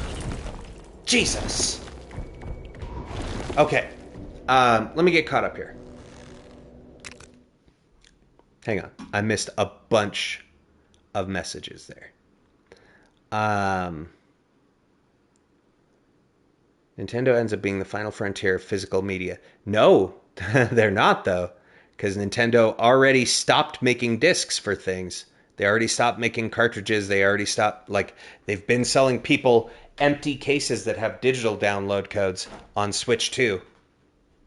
And Cyberpunk, let's see here. Sorry, I'm getting caught up, so I had to scroll up a little bit. Also, call me when you play a disc in your PS6. I probably won't be buying a PS6 for a long time. Remember, I didn't get a PS5 until last year.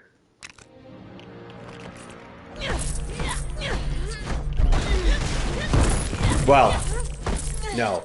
It was December of 2024. So it's been a year and a half.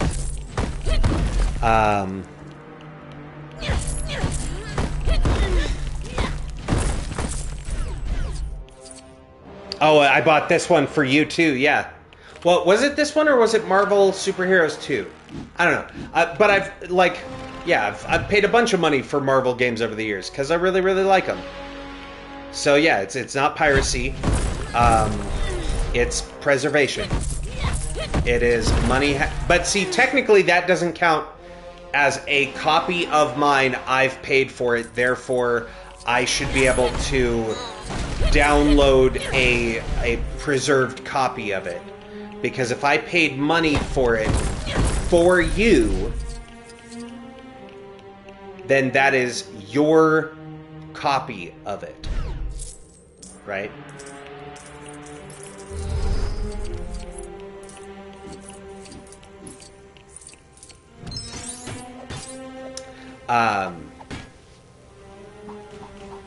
People are upset because Sony's the first one to do it. No, Sony's not the first one to go discless or physical medialess. They're just the one right now that's getting the most attention for it. Technically, Nintendo was first.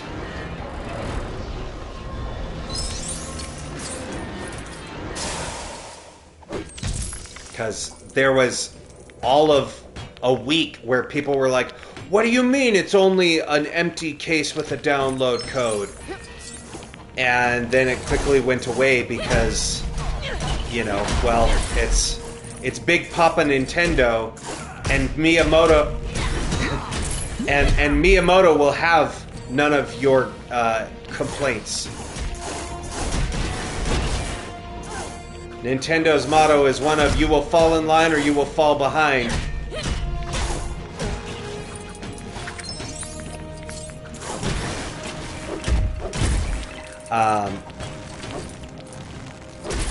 Cyberpunk 2077 is fully on the 64 gig cartridge, though.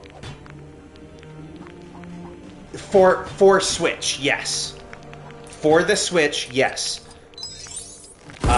You know what's ironic about that, though? I bought Cyberpunk 2077 on PlayStation 4 originally. I had to go track down a copy of that game on my PlayStation 4. I had to track it down at a GameStop because the game was so busted that Sony removed it from their digital storefront unless you already had it downloaded. Here's where we get into irony territory. You're gonna love this. Cyberpunk 2077 on PlayStation 4 was like an 80 gigabyte install. Or 85, I think it was. And in order to make it playable, you also had to install a patch. A number of patches, I should say. The first big patch 95 gigs to get the game to run. Hey, So it was like 170, 180 gigabyte install for Cyberpunk to even be mildly playable on a PlayStation 4. And had to get it physical media because it was not available. So,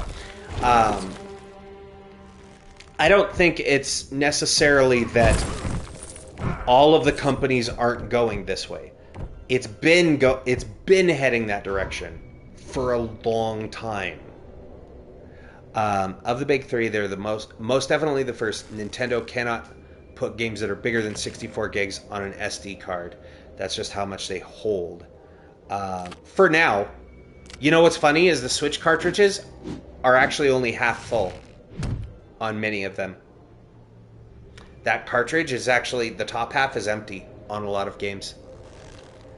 So they actually could double the amount of space.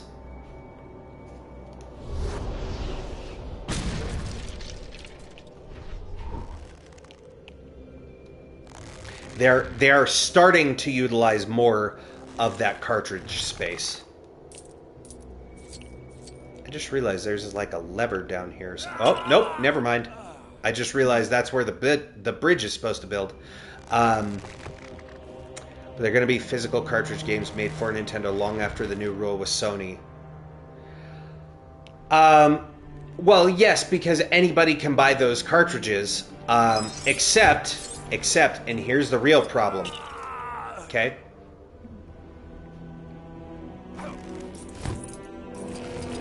You can get USB thumb drives that will have data that you can install onto consoles.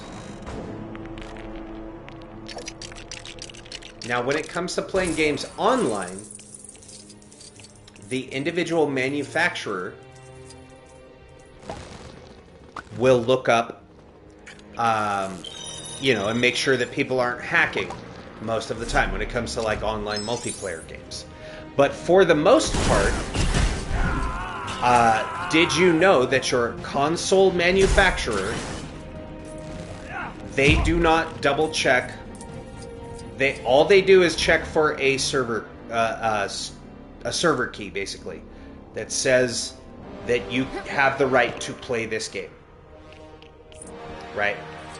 Something on your account that says, yes, you paid money so that you have the license to be able to play this game. Here's the thing. Nintendo may be leading in making the physical media still for most of their games and will continue to. But Nintendo's also the only company that is regularly checking your system to make sure you have not modified it in any way. And if they find out... See, it's one thing where Sony goes, hey, we're going to take away your rights to that game. You don't have the license, you can't play that game. And people are also giving Sony shit where they're like, your console has to be online so they can check and make sure you own it. You have to log in online once a month or you can't play your games. Bro, if you try to do anything to your Nintendo Switch 2, they will brick your console. They will straight up break that shit and just be like, you know what? You went and modified things? Here you go. Console doesn't work. Sony's not doing that. At worst, they go, you know what? You're playing a game that you pirated.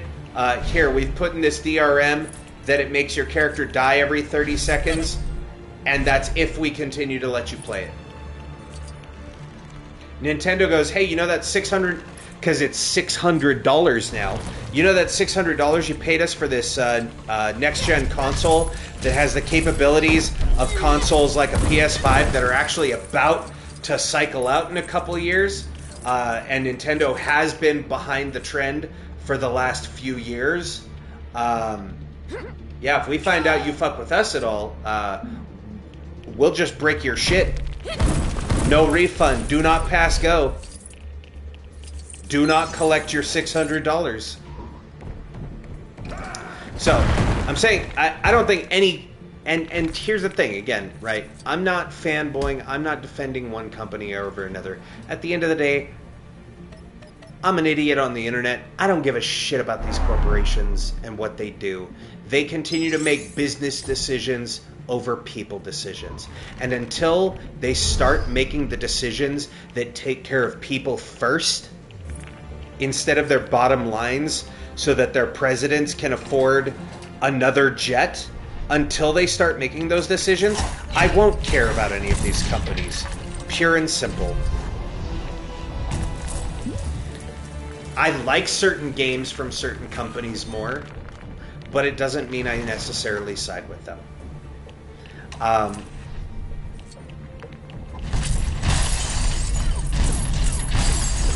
What I'm saying is I'm noticing pattern recognition, right? Because I've been involved in this hobby for what? When did we get an NES? 1991? 1990, I think? We got one for Christmas one year. Got an original Nintendo Entertainment System. So it's been 35 years I've been into gaming. And I'm just going off the trends. As soon as we saw that consoles started offering a discless version, cool. That means they understand that this is something they can do. And on top of that, here's the other part that we need to remember, right? And this comes from somebody who works in retail 50 hours a week. I watch product trends from big company publishers all the time. And I tell people, when it comes to things like Magic the Gathering and Pokemon, and I get people who complain about, you know, oh, I don't like that they're doing Marvel superheroes in Magic the Gathering. Oh, I don't like that they're doing Ninja Turtles. And I tell people the same thing. Vote with your motherfucking wallet. You don't like what this company is doing? Stop. Because here's the real kicker. You will have people like, oh, Magic's over. They jumped the shark. They put Ninja Turtles in the game. They killed the game I love. Magic's so done. Blah, blah, blah, blah, blah. The cards are more expensive. Blah, blah, blah, blah, blah. Old man yells at Cloud. Ah, why is a Final Fantasy character in my game? Ah! Let me get 2 packs of that Final Fantasy. What the fuck do you mean, bro? What the fuck do you mean? You just made it my problem for 10 goddamn minutes that you're upset about what they've done to your game. Let me get a couple packs just to check it out.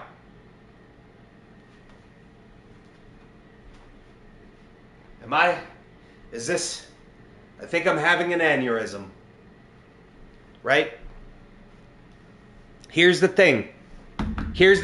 Because I'm getting served this content on my YouTube all the time. I open up my YouTube and there's another new short that they try to front load into me trying to watch videos of VTubers reacting to things and Let's Players playing games that I have no intention to. And there's another jackass complaining about how 550 movies were removed from the PlayStation and they're going discless. Sony doesn't care about you. No shit. They've never cared about me. But you know what? In the same regard, I don't care about them. I like what they make. I'm streaming using their console. I enjoy that part of it. But I've never been, brand loyal to them. My last major console was a 360. My last one before that was a PlayStation 2. My last one before that was a Nintendo 64. I've never been brand loyal to them. Hell, in between my PS5, I had a PS4. In between that PS4 and 360 was a Switch. Like, I jump around and get the, let's go to PC, what's stopping us? RAM. Tech bros buying up all the RAM for AI bullshit farms. You can't buy... Dude, I bought a shitty laptop that I thought was kind of nice off of Amazon when I first changed the setup into this room. It was $450, and I was like, that's a pretty decent laptop, I feel. This basically sits here and acts as a stream monitor because I can't get it to run OBS. We tried in January. It was the slideshow stream where people could hear me, but they got one frame every, like, 30 seconds. That's what's stopping me. I'm not a PC gamer. I'll never be. I enjoy playing on consoles too much. Here's the thing I'm getting to about this, right? The whole, like, well, Sony's taking away our games, and Microsoft is closing our studios, and Nintendo is selling us empty cases, and you've been buying how many games digitally? Now, I know a lot of people do like to buy their physical media. But I'm not going to stand here and complain about no physical games, when the only physical game that I own on a PlayStation 5 is Invincible Versus. And I only got it because it had the cool collector's edition that I wanted. That is the only physical game. That is the only disc I have put in this console, and it is still in there. Every game I have bought on this console, and most of the ones on my PlayStation 4, have all been digital. And, you know, here's the thing. The companies are going to look at customers' purchase history. And when they see that the majority of the games that players are buying, they are getting digitally, then of course they're going to make everything digital.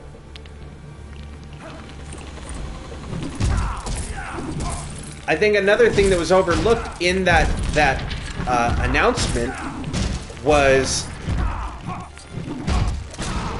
them saying, like, well, 90% of players buy their games digitally.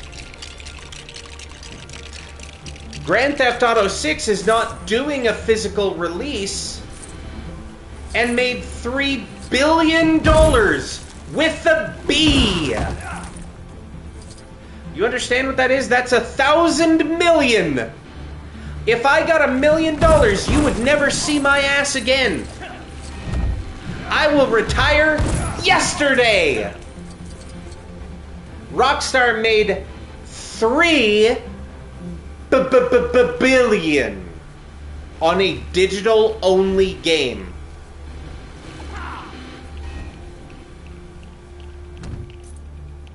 And we all want to get upset at PlayStation because they're going to take away our discs. Well, take it up with the people that gave Rockstar $3 billion for a not physical release. I don't blame them. I don't blame a company to look and go, oh, Grand Theft Auto 6, which, let's be honest, I'm not a Grand Theft Auto gamer. I don't give a shit about that game. I haven't actually sat down to play a Grand Theft Auto game since 4 on my 360, and I bought it on a disc and played it for a little bit and was like, okay, that was enough Murder Simulator. I'm good.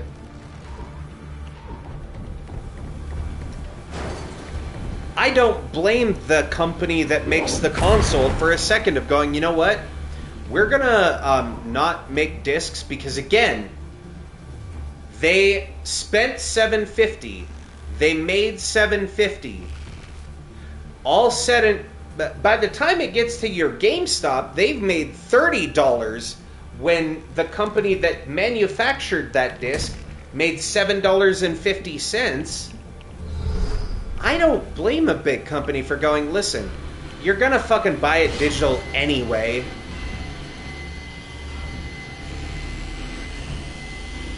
So why would we spend half of our profit when instead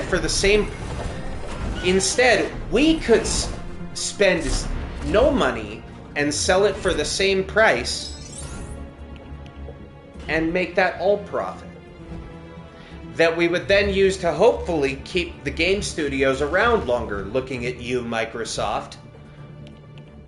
Because, you know, everything's an Xbox, and you've pushed Game Pass so hard that you're charging people every month a premium streaming service rate so you can put all your games day one onto your pass, only to shut all of the studios that are making the games that people are going to want to pay for your fucking service for. In what realm does that make sense? You bought all of these great game companies that weren't really in the market to sell, but you threw enough money at them and they were like, hey, we could make some pretty sweet games using this money, you know? And they took up that deal, and suddenly you were like, make the best Fortnite you can make. And they're like, well, we've never made that kind of game, but alright. And they're like, it didn't Fortnite enough. Nobody hit the gritty in it. Get in the unemployment line. Like, in what world does that make sense? So again, honestly, I don't give a shit about what these companies are gonna do. A lot of this is useless conjecture anyway. We've barely passed halfway through 2026, and Sony says that they're not making discs, but at the same time, remember, Xbox One is always online, and you have to always keep the Kinect on it, and you can't just loan your physical games. You have to do the download code thing. And you know what? They backtracked on all of it. They backtracked on all of it. And Nintendo started releasing empty game cases with no cartridge that was a digital download. And people got upset. And they went, okay, you know what? You're right. We'll make sure that for our big AAA stuff, we will put them on physical cartridges.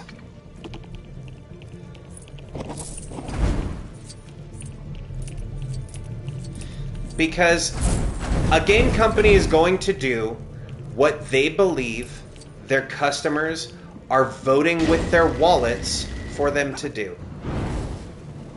If you buy primarily digital games, then that is the signal that it's sending to them of, well, people aren't buying physical media, they're buying it digital. So let's just cut out the middleman and not waste money on making this physical media. And I fully identify and understand that, yes, I am part of that problem. Okay? Again, want to make that clear. I am well aware that I am not part of the solution. I am part of the problem. However, there is a lot of time between now and then. And there is time for Sony to backtrack these decisions and realize, you know what? Alright, we're getting cooked in the comments about discless media because, again, the whole video we made calling out Xbox, you're right, you got us. Because, remember, when the PS5 was coming out, people were also upset that there was a discless version of that. Because it was being shown off first. They were showing off the discless PS5, and people were like, what do you mean it doesn't have a disc drive? How will I play all of my games?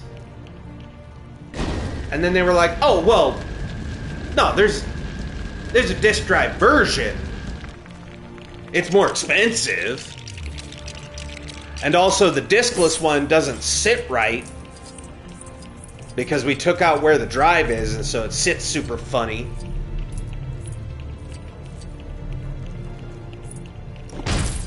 But they'll change things. They change their minds.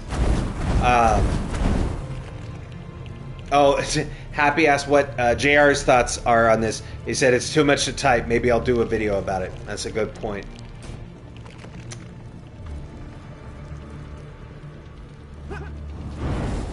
Yeah, and I mean, they may well end up doing that. Right? They may well end up deciding that, you know what, enough people were upset that we said, hey, majority of our customer basis is not buying games physically. I've got bad news. They are buying them digitally. The only way to bring the lift down is to trigger the alarm, which I bet will bring us a lot of unwanted attention. So we're going to cut out the middleman. Isn't this supposed to be a surprise attack? We're going to cut out the middleman, and we're just not going to waste money making physical games when y'all want to buy them digitally anyway.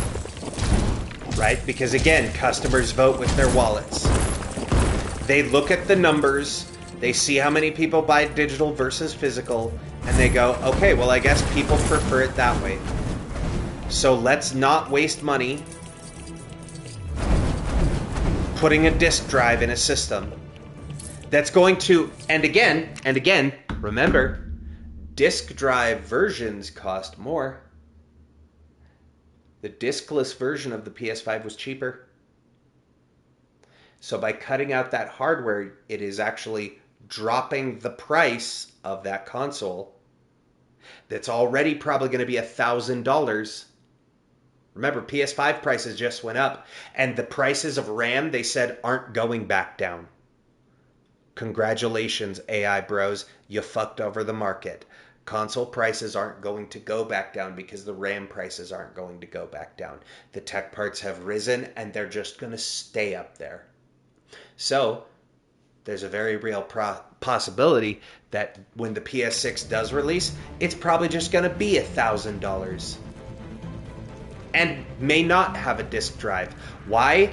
Because listen, if you're going to buy our games digitally anyway, well shit, we're going to try to save money because we want to make these consoles, which again, game companies sell consoles at a loss because they hope to make the money back on the software. That's the way it's always been. They're not making huge profits on selling the consoles. They try to make their profits on selling the games. That's why Sony has worked so hard at building a first-party library. That's what Microsoft forgot along the way. See, Microsoft forgot that the reason why you bought a 360 was because that was where you could go to play Master Chief and Marcus Phoenix. And somewhere along the way they forgot about that. That, you know, you're a fucking game company your whole marketplace is selling someone your monthly subscription service of Xbox Live, which is what Game Pass used to be, so that people can play their games online when Nintendo's been still doing it for $20.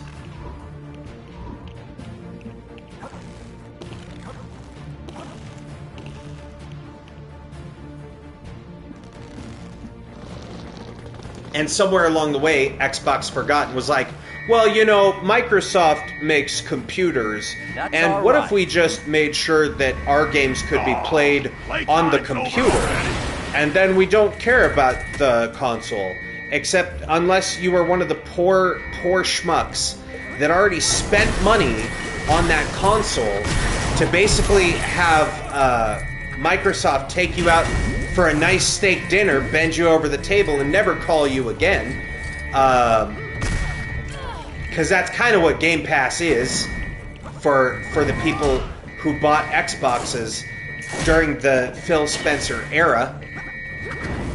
To basically be like, you know what? Hey, thanks for spending $600 on this console. That was stupid. Hopefully you'll learn your lesson next time.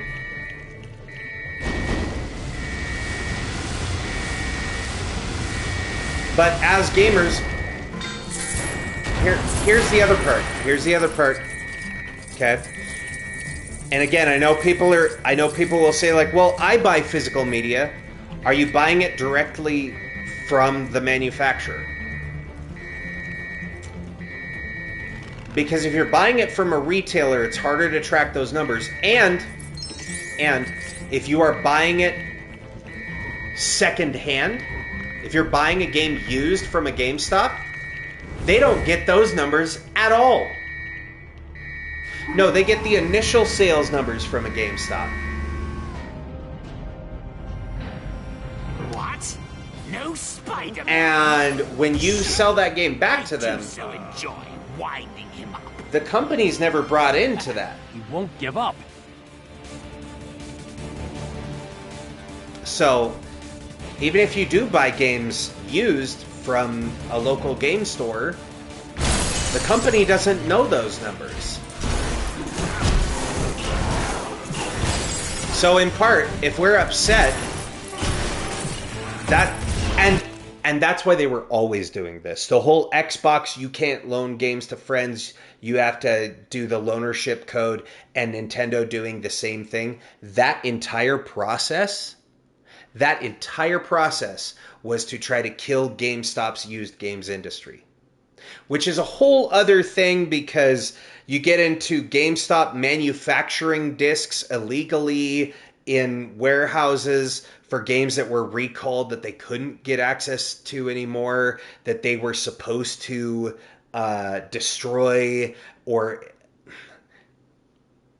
I shit you not. There was an X-Men game that got recalled because it had religious symbolism in some of the artwork on the posters. The game was supposed to get recalled. And do you know who still had the game? GameStop.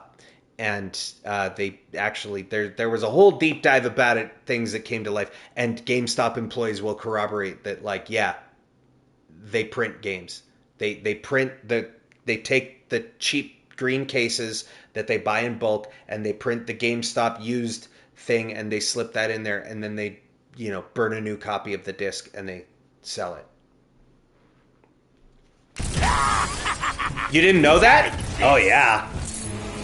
Oh yeah. That was a major scandal for GameStop. Was they were pirating games.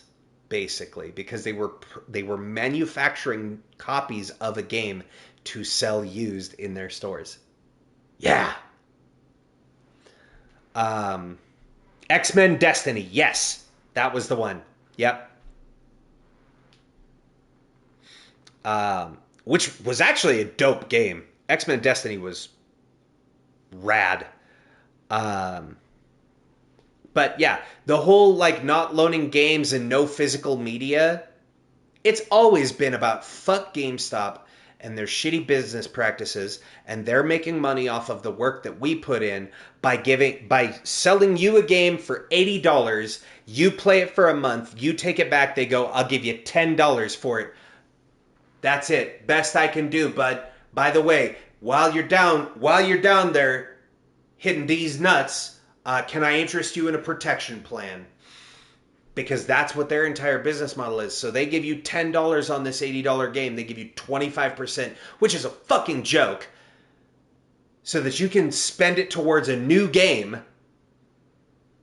You like that joke? You like that joke, Happy? Can I interest you in a protection plan? Right? Because like a, prophylactic, a dental dam. Because that's what you're really doing when you trade in a game to GameStop, is you're sucking their dick.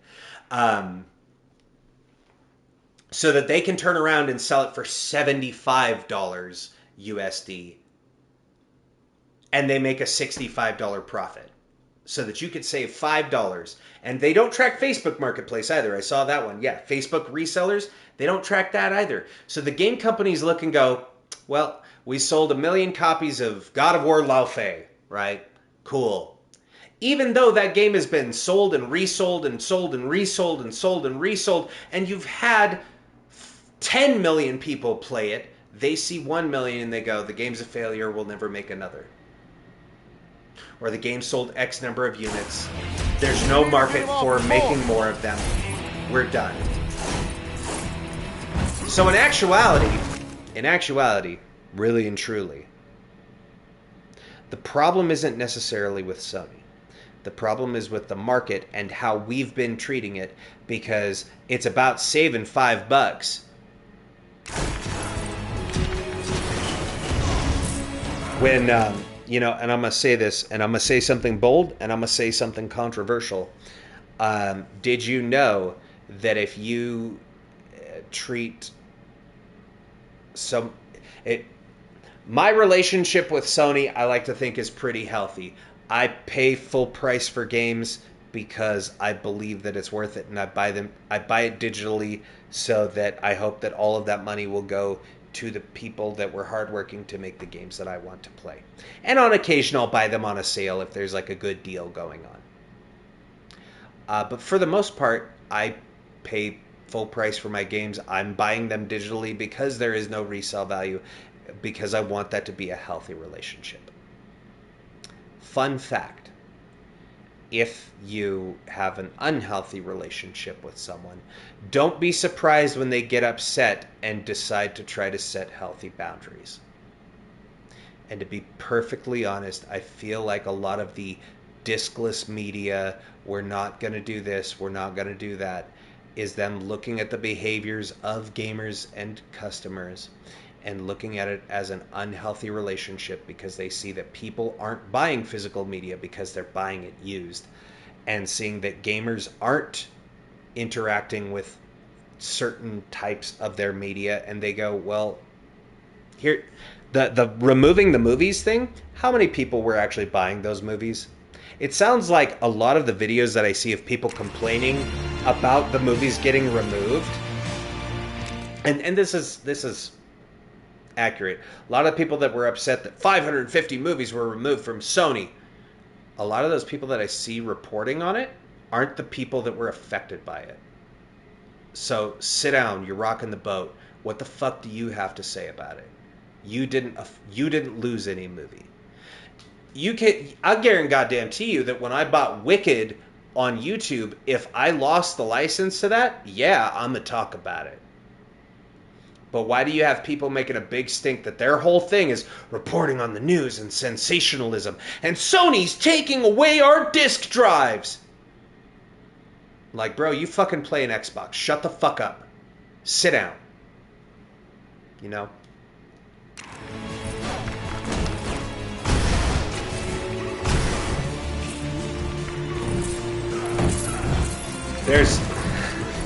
There's all kinds of allegories that I want to get into about, because it's the 4th of July and current happenings and goings on, about complaints about certain individuals, and people I know that have complained about individuals when they also were responsible for giving those individuals power. But I'm not going to make that. And it's present company excluded. There's somebody who lives in town here that I've spoken to before. But that's a tangent that I'm not getting into. But yeah, to be 100% honest, I don't blame Sony for any of the decisions they've made. Because it's what gamers have shown them that they want.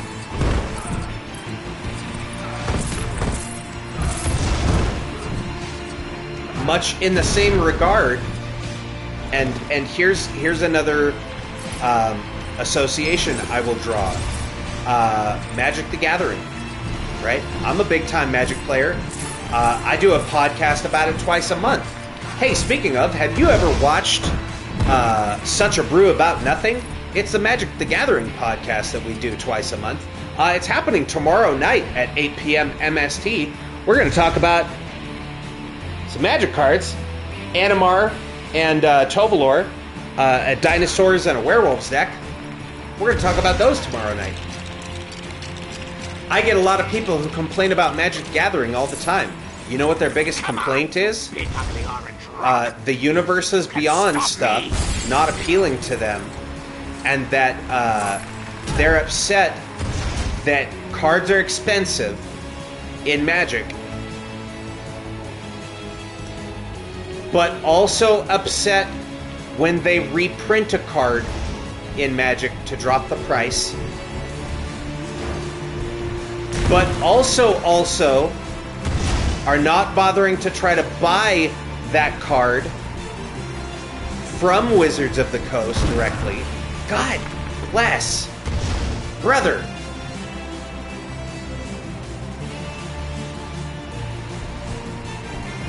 I gotta wait for him to throw it so I can pick this shit up.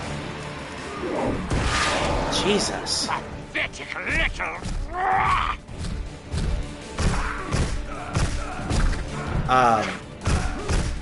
You know, not buying products that have that card in them, but buying them as a single from a game store, when, again, the singles market for Magic functions exactly the same as buying used games on your console. It cuts out the original company. They see no profit on it, and they have no way to track Destroying the how many copies of that card or that product have been sold.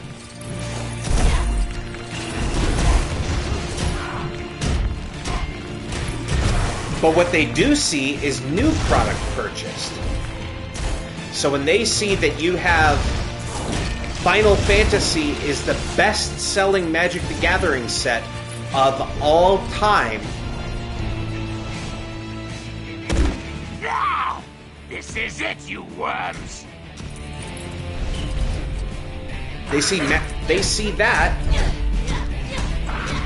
and go, oh, well, people really like that. Same for every card game like Yu-Gi-Oh! Yep, same thing.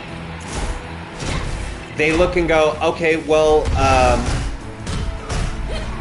they hate it when we reprint cards to try to bring the value down. And they hate... Listen, the whole reason why Richard Garfield, the creator of Magic the Gathering, the whole reason why he stopped making Magic the Gathering and got out of it was because of the secondary market. The man who made Magic hated what it became and stopped wanting to make it and left the company because he hated that people... that rare cards, which were supposed to be rare, and mythic cards, which were supposed to be mythic, it was supposed to be a big deal when you saw one of these cards based on its rarity, and people were supposed to be like, holy shit, what is this? I've never seen this card. And as soon as they introduced the second-hand market, it completely ruined it. And that's what he kind of tried to fix with Keyforge, but then, you know, that was a whole clusterfuck in and of itself, what happened.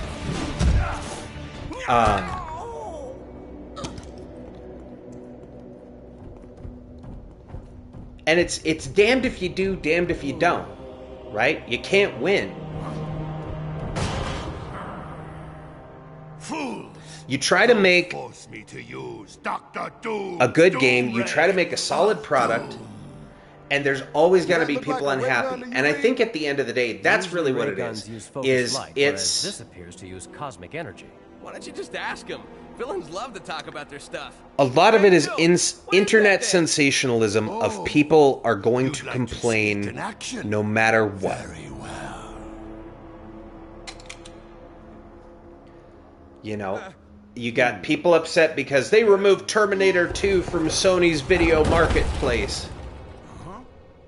Brother, first of all, that movie's over 25... That movie's 30 years old, dog. Like, what do you mean you don't already own a copy of it? Or, you know what?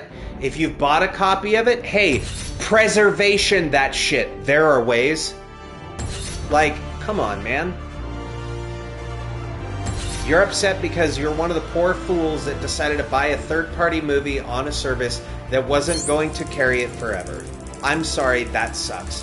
Hopefully, the $10 you spent on it, you will learn next time. Buy it from whoever makes it. Buy it, you know. If the movie's owned by Fox, buy it from a Fox streaming service. Right. You have exactly, Jared. You have T2 in 4K Blu-ray. That is way better quality than you're ever gonna get it buying it on a Sony PlayStation. Shield helicopter. Way better. This is Fury. Hill, are you there?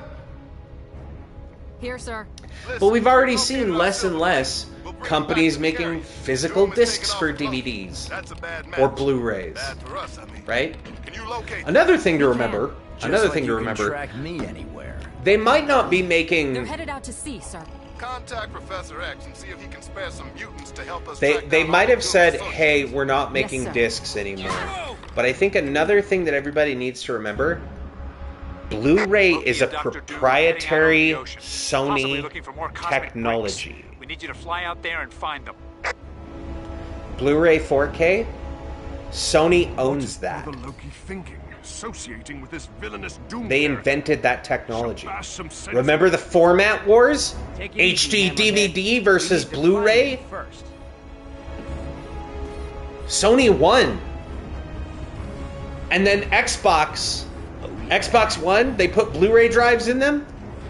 That meant Microsoft had to pay Sony a little bit for every single Xbox they made because they were putting Blu-ray in it.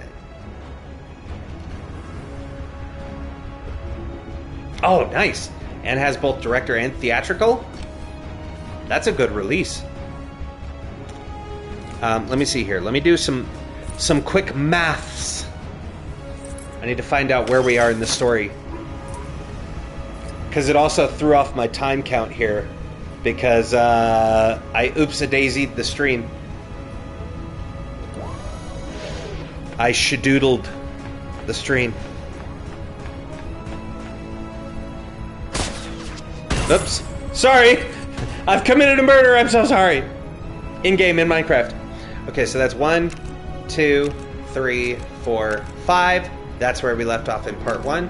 1, 2, 3, 4, 5. No. 4. Yes. Alright, we have one more tonight.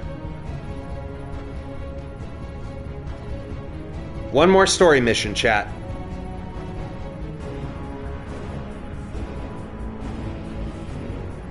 Let me go back.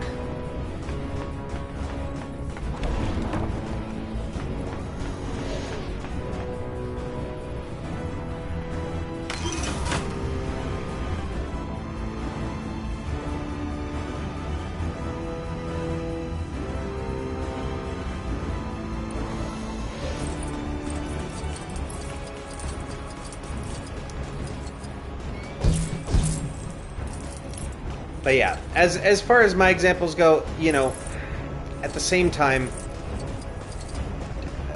does it suck that if they ever decide to pull the plug on something that you lose it? Yeah, I had that happen with a bunch of stuff on my 360, man. It sucks. But you know what? I got over it. Or I rebought it when it came out again. Or I bought it on a new console.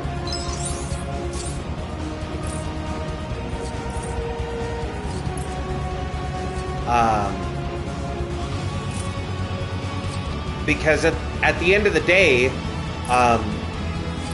gaming is a luxury.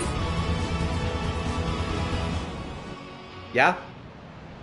It's not a right. It's a privilege. We live in a time where you have cool games that exist, but it is not my right as a human being to be allowed to play these games. It is awesome that I live in a time where I am able to. But you know what? If they took away video games tomorrow, I'll find another hobby.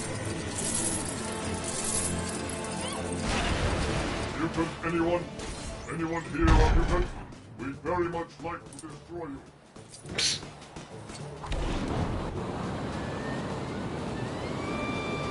And you know, is it nice to have had, like, hey, you bought something, you actually own it, you don't have to buy it again. Oh, by the way, here's a fun little Easter egg for you, chat. You don't have to buy it again later on. And it seems to be where the signal is coming from. Look at that. Statue of Liberty winks at you. Is it nice to not have to rebuy it? Sure. But at the same time, like, how often, if it's a game that came out years ago, how often am I research submarines going are extremely back useful for taking the fight to bad guys while to underwater. that game? These subs feature advanced tracking equipment, ideal for locating enemies or items. I play a game. I try to do my best to complete that game. Y'all have seen me. I try to stay one-track mind, right? I get my platinum on it. Where exactly are you sending me on my date with Thor? These are rare instances, now that I stream, that I'm going back and replaying games. Had it not been for the streaming, I wouldn't be playing this right now. Because why? Because I already played this game years ago. I already completed it then. I beat it. I don't need to again. A research vessel covered with weapons. Well, that's deceptive labeling. That is not our research But sub. I don't know. Maybe that's me. Maybe it's because I've been playing games forever that, like, hey, am I getting upset because they didn't release the PS2 game of The Punisher? That you can't get it anywhere? Nah. Don't tell me. I played it back in the day. Really it was fine. No. You're not the only one that can. Am I upset that they haven't re-released Marvel Ultimate Alliance 1 and 2? With a rocket-propelled iron suit, if you like. No. Sounds. They were supposed to put them on Switch, but, you know, we'll see if that ever happens. But I've already played them. Yeah. Is it the maid's day off? I've already made those memories. Well.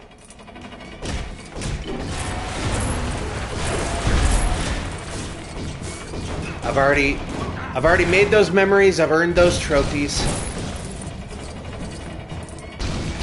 And also, I don't know.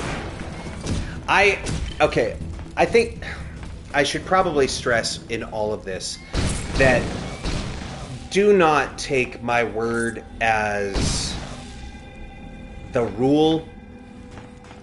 I understand that I am almost certainly the minority or the exception to the rule, right? In this case. But I think a lot of that just comes down to my opinion on things in general. I have a strange relationship when it comes to the permanent impermanence of life.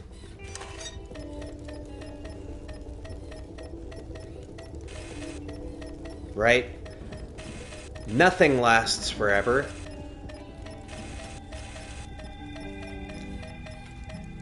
That's all level-headed viewpoint, in my opinion. Well, thank you, Happy. Yeah, in part, I realized, you know, at the end of the day, again, this is a hobby, this is a privilege, this is a pastime.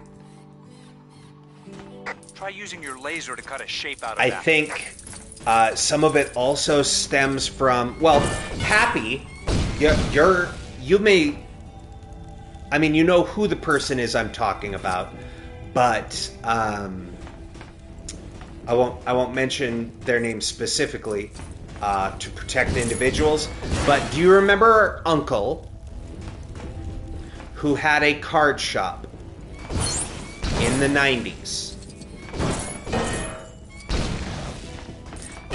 Not the cousins where there was 9 of them, but the cousins where there was 5 of them.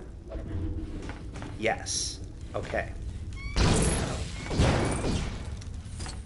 So then, I don't know if you remember this or not, but that uncle owned a card store that primarily dealt in sports cards. Right? And one day in the 90s, the sports card market crashed. And sports cards suddenly were not worth the paper they were printed on. And what happened? He lost everything.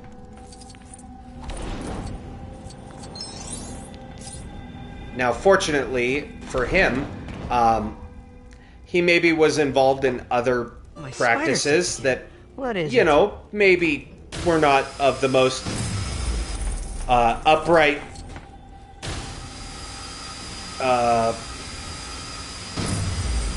endeavors, shall we say. And turns out that part of the way that he was able to make a living doing nothing but running a card shop was because he was also doing those endeavors. Yo, what's up, Seaster? Hi, I'm here, hanging out, lurking. Can't really chat, just saying hello, and here to support the homies. Thank you so much, Seaster. And hey, congrats again on the 1 year. My spidey sense. Let me get a shout out to Seaster97. Friends, if you're not already following, make sure to do so. There we go. Do that, and there we go. But yeah, basically our uncle was engaging in sales of substances that maybe ought not have been Spider sense is tingling. Selling. The kind of substances that make you really fun at parties. That. The reason why I bring that up is because, you know, since a young age, and again, remember, here's the messed up part. That's the field I work in now, is selling board games and card games and whatnot. Oh, did my chat overlay break on screen?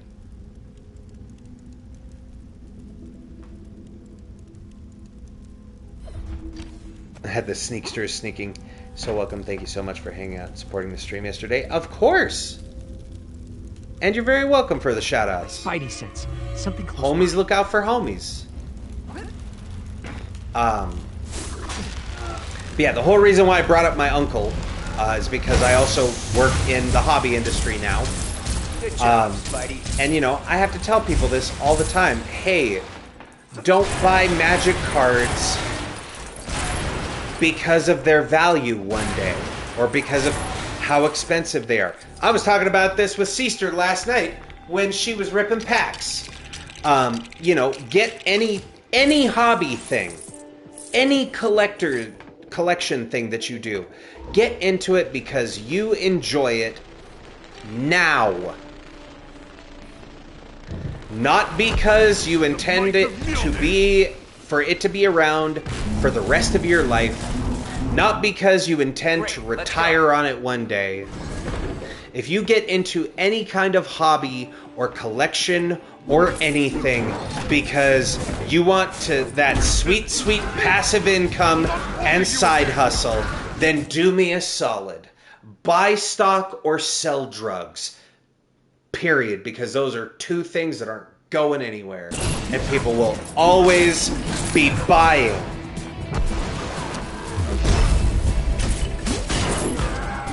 In-game in Minecraft.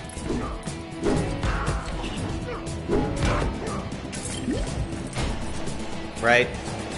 So when it comes to things like gaming, yeah, games are going to get removed from storefronts.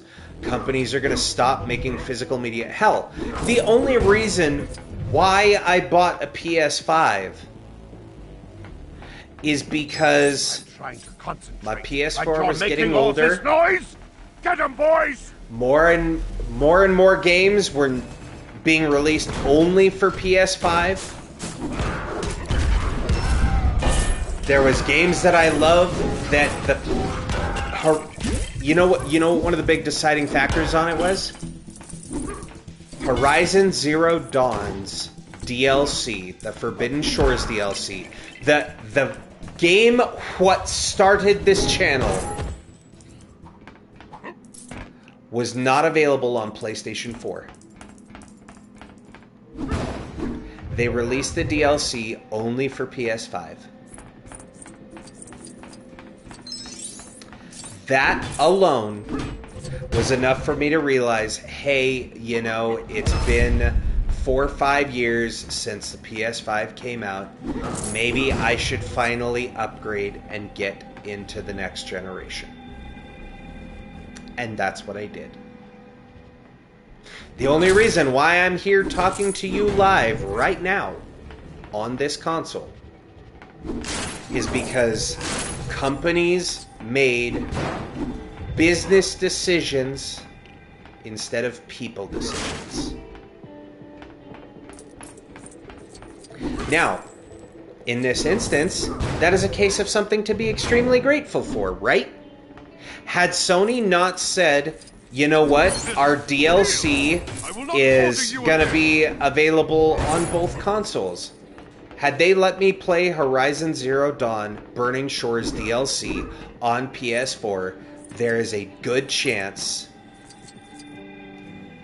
good thing you did before the prices shot up. Yeah, for real. I also bought mine refurbished direct from Sony. Which again, if you are going to buy secondhand, buy it from the company so they see the numbers. Because you know what? GameStop can eat a bag of dicks for all I'm concerned. Am I a little bit salty because I tried to work at GameStop a number of times over my lifetime and they never once hired me? Even one time so far as a guy that would go on to become my friend, interviewing me 3 times for the job, only to not hire me? Am I a little bit salty about that? Maybe. But it also is probably the best thing they could have done. Because it means I wouldn't be, you know, as miserable as that friend who worked at GameStop.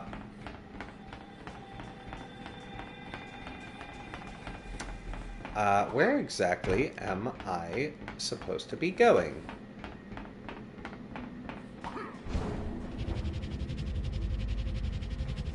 Oh, am I supposed to hit this generator? Maybe? Nope, that is protected by glass. Okay. Oh, wait. We have Iron Man. What am I doing? Duh.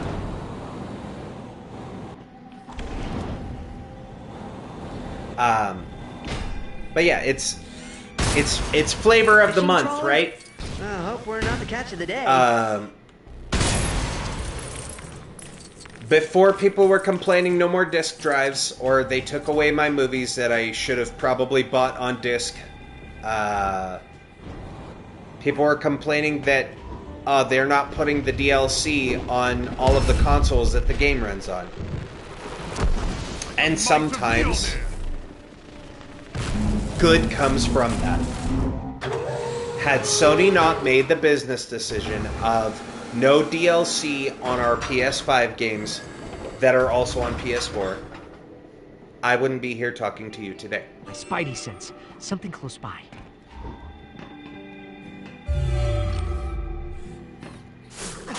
So I can't exactly hate on them for all of it. Especially when, you know, they're putting time and energy into trying to get these next generation consoles up for people to make cool products.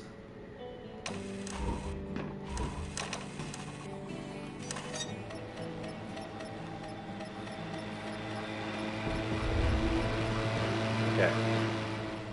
First things first, give me that mini kit. There we go.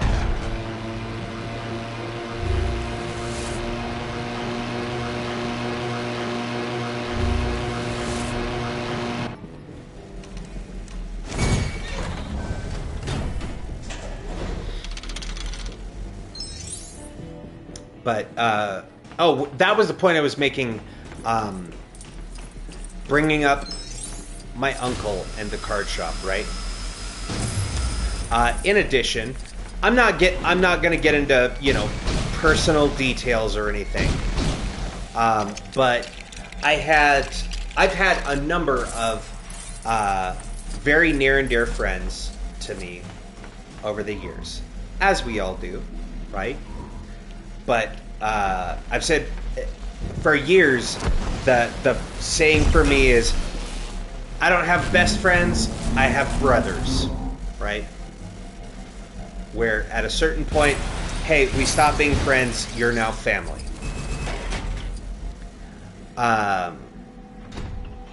And come, Iron Man and human for Spider. many of them, over the years, these people that are family to me, you know, you grow up, you grow older, you grow apart, you never see them again. You don't really speak to them anymore.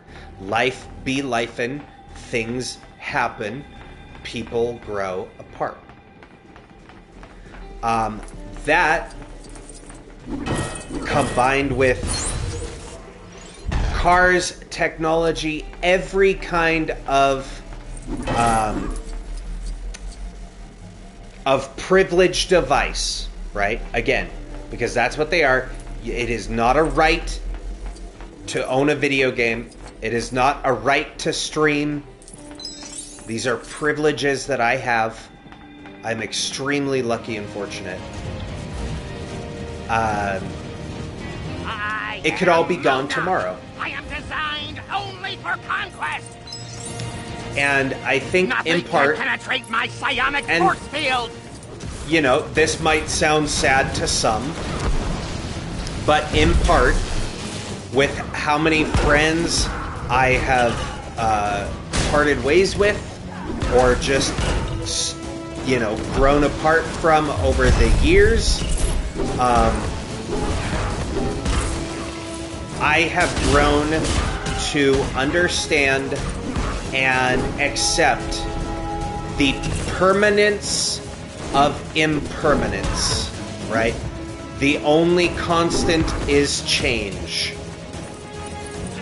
That one day everything goes away, that one day everything ends, and that it's not necessarily the end of the world, right? Behold my awesome power! No! My power is draining! He's down. Attack! So, I don't know, for me it's... I think with the gaming thing, with the physical media thing especially, I think the biggest issue with it is that you'll get a lot of people that have not hit the realization that that I did years ago when it came to board games. Okay? And what I mean by that is, again, y'all can't really see, you can see some of it, right? You got some board game boxes here, you got some board game boxes here. There's this whole stack just off camera. There's also 4 half shelves that are chock-a-block full of board games, right? There's also more board games I have in shelves and stuff around the house. I've owned a lot of board games. This is what I own after I got rid of about half of my collection years ago. You reach a point as a board gamer, and mind you, for as much as we see people get upset about like day one DLC on video games, that's been happening in board games forever, right? You'll have expansions released alongside of games. You'll have a game supported with expansions for years. You end up meeting a lot of board gamers that you realize aren't even board gamers anymore. Many of them are game collectors. Here I go again! Right? And as you talk to these people, it's like, oh yeah, I got the new expansion for this. I got the new expansion for that. Oh, I got the new expansion for this. It's super cool. Right? And I was one of them. There is one base game for Horizon Zero Dawn. All the rest of those white boxes you see right here are expansions. Some of them are nothing more than a giant miniature for that game. That base game, that board game, was given to me by a dear friend, Astro Panda, friend of the channel, mod of the channel. He was my dungeon master. He and his partner gave me that game for my birthday a few years ago. I really liked it because I really like Horizon. Was it enough? I have played that game 1.5 times. I have never once played any of the expansions. I own all of them, and I have used them for D&D campaigns. So they have been used. But I use that as an example to show that you wind up with many board gamers that are not board gamers, they are collectors. And you get the game, and you got to get all the expansions for it, and then you collect everything, and you have everything, and now it's mine, and I've played the game ones of times, and there we go. I now own it. It is my precious. It is my love. My love.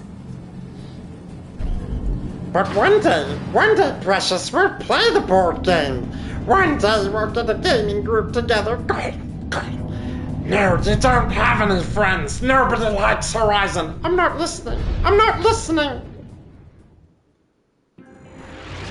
Do I have Lego Horizon? I do. I actually, funny enough, irony, I bought it on my Switch. I don't have it on PlayStation. But I did buy Lego Horizon Adventures because I was like, I want to play Horizon on a Switch because that sounds hilarious. It's the same reason why I bought Halo on a PlayStation. Keep me safe. How can we be so far underwater, yet protected by the mind of a mere mortal? Oh yeah.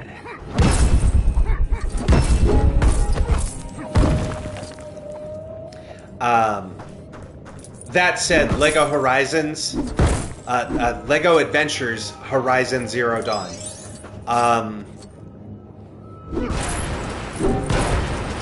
Is one of the video games of all time. Hey gang. Hey, Papa Try here. Hey, do you like Lego games?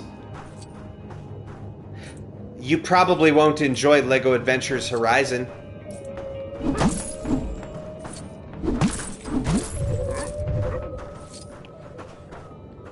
It's fun because I like Horizon, and it's fun to see a sillier version of Horizon and the cast of Horizon reprise their roles. Like, Ashley Birch plays Aloy in Lego Horizon.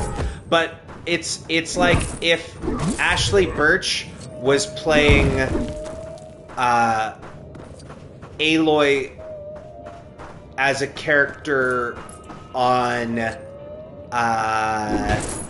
Nick Jr.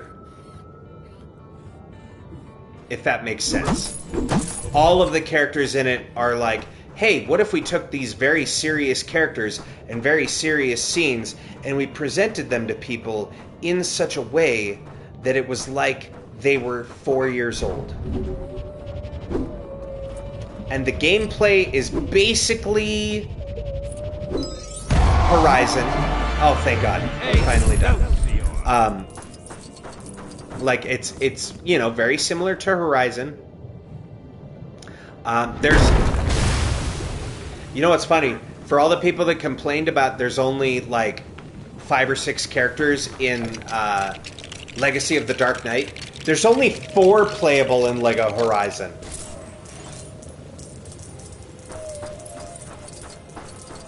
Spidey sense. And you can put different costumes on them. Also, no big open world. When you think about Horizon Zero Dawn, what are its hallmarks? What are the hallmarks? A story set in a post-apocalyptic future in which hope ultimately wins. Hope and kinship, hope and family ultimately wins the day. Right? That's effectively the core message of Horizon.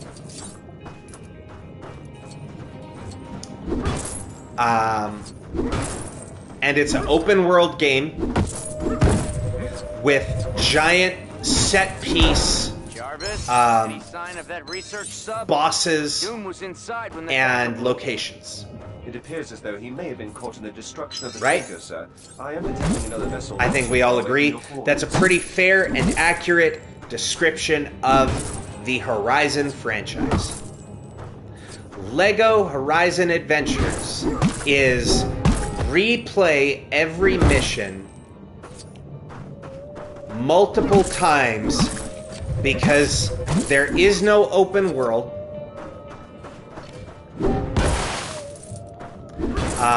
And the only reason why you want to replay it is there are...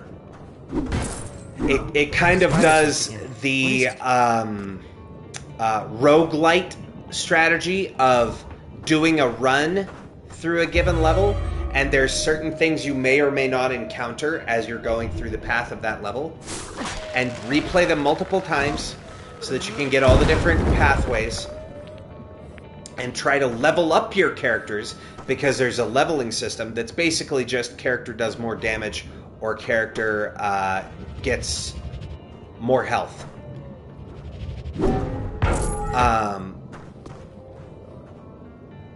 And in all of that, it feels very repetitive. And the only thing you're really unlocking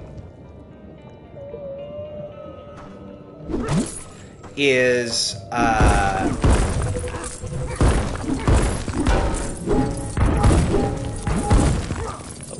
in your camp, which by the way, Aloy is not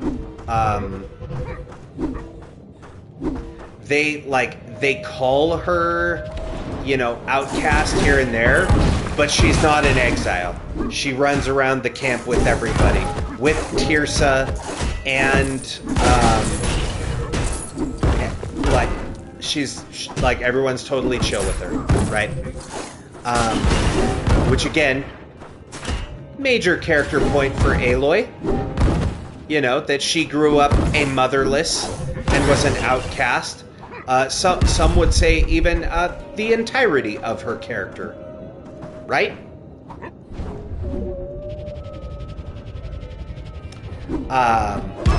They've done away with all that, and your camp, you are collecting fair rides, like attractions, like carnival attractions, to decorate your camp that ultimately don't serve a purpose.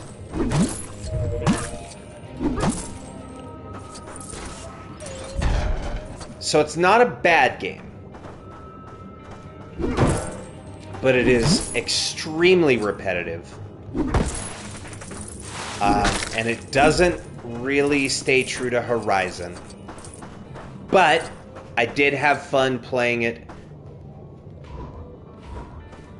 But it is almost 100% one that I won't probably never go back and play again. But that brings me back to the topic of the permanence of impermanence. Decorate your ocean floors with the rubble-strewn look is very... I bought that game full price, pre-ordered it on my Switch, played it, thought, this is cute, played through all of it, finished it, and went, cool, I'm done. Don't need to play it again.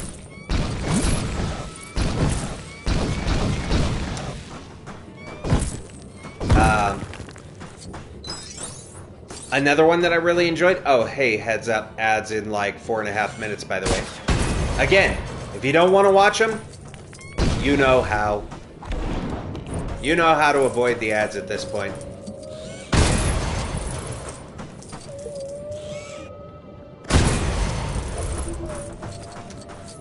Another one that I really enjoyed while playing it, but probably not gonna ever go back and play again, is Princess Peach Showtime. Super fun little platformer.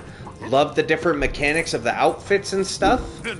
I will not order you again. Fully completed the game and did all the things and got all the outfits and 100% and game's complete. And then was like, cool. Never need to play it again. I've experienced the content.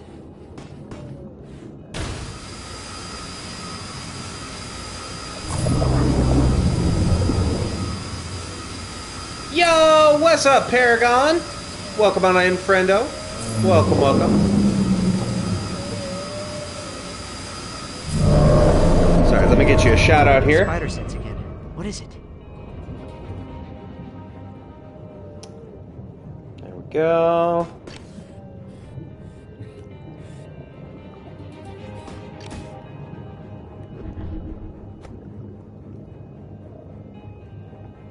There we go. That's that shout out. And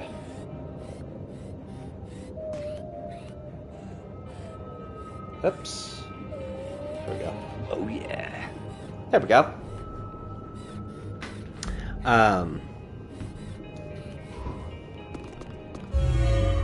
But yeah, all that long-winded yappy diatribe aside, when it comes to the whole, you know, hey, no more disk drives on systems, no more ownership of games, you pay to rent them, I'm not shocked. We've seen this coming forever. And also, it was a matter of time, and I don't really care, because this is all a privilege anyway, and tomorrow Sony could be bankrupt, Microsoft could go under and disappear entirely, Nintendo will go back to making Hanafuda cards and never make another video game, right? That could happen overnight, and then there's, you know, every game studio in the world closed its doors forever. There's no more video games, right? Is it realistic to happen? No.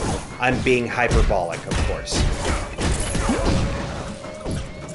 But, you know, in much the same way that I care about many friends and people close to me in my life, just like those people that I don't talk to anymore, that have drifted apart from, eventually it happens. Eventually, one day, it's past. And you know what? It's okay. I don't have to hold on forever. Because you know what? It doesn't take away the times that I did have with those people. It doesn't take away the memories that you made.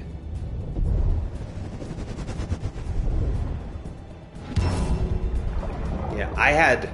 Listen, chat. I had tens of thousands of gamer score on my 360. And I traded that bitch away to buy a Switch.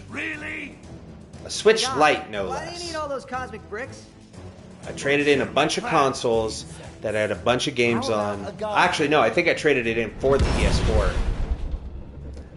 Traded it all in. And now I don't own an Xbox. But there's still...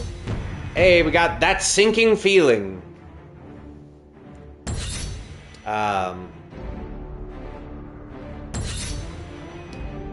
And that gamer score still exists on a Microsoft server somewhere with the username Trodo Baggins, like Frodo but with a T instead of an F, because T Baggins was taken.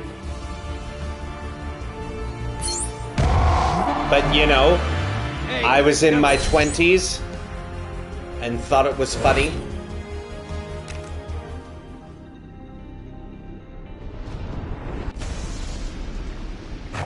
Oh. Delicious.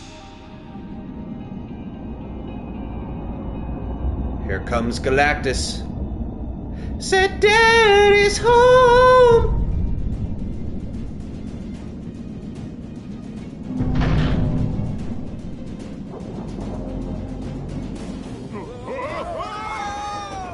Hey, what's going on? Okay, not good, not good.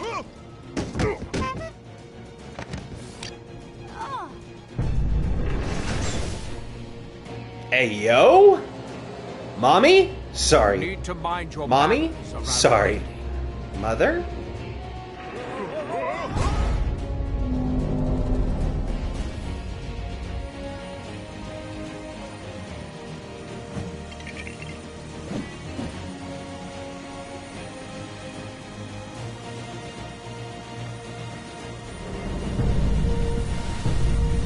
Man, I just want to unlock Magneto, you know?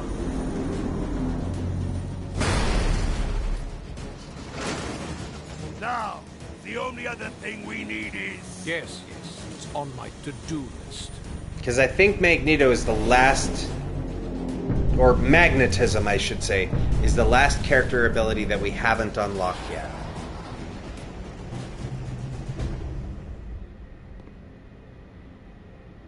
I know why you're here, Silver Surfer, but I'm still not sure what Loki and Doom want with your boss. Reed Richards and Hulk are ready to stop Lady Liberty.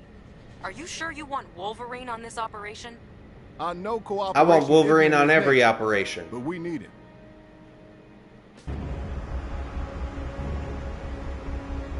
You'll need a plane to follow Magneto and, I can't believe I'm even saying this, the Statue of Liberty.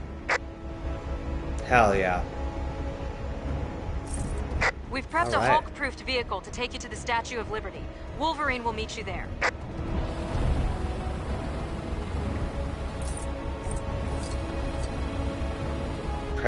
We've prepped and Hulk-proofed a vehicle? I hope those guys are all right. It must be weird seeing something bigger and greener than yourself stomping around for a change. Hey, Bruce? Ha! Don't worry. We'll take Liberty down and get you back on top in no time.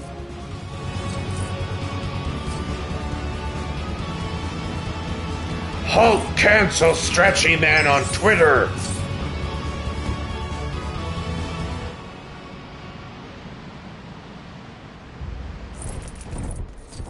Okay.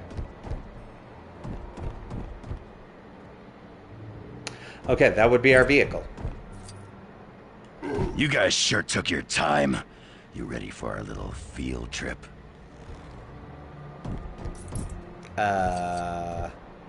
No?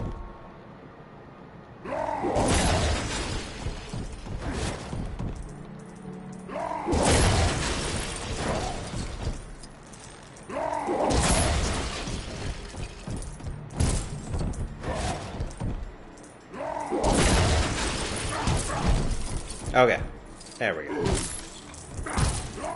Clear us a space there. Okay, we do have to use a small character. Awesome. Well, we are now going to start that mission, because that is where we're going to pick up next time. I know, the cliffhangers.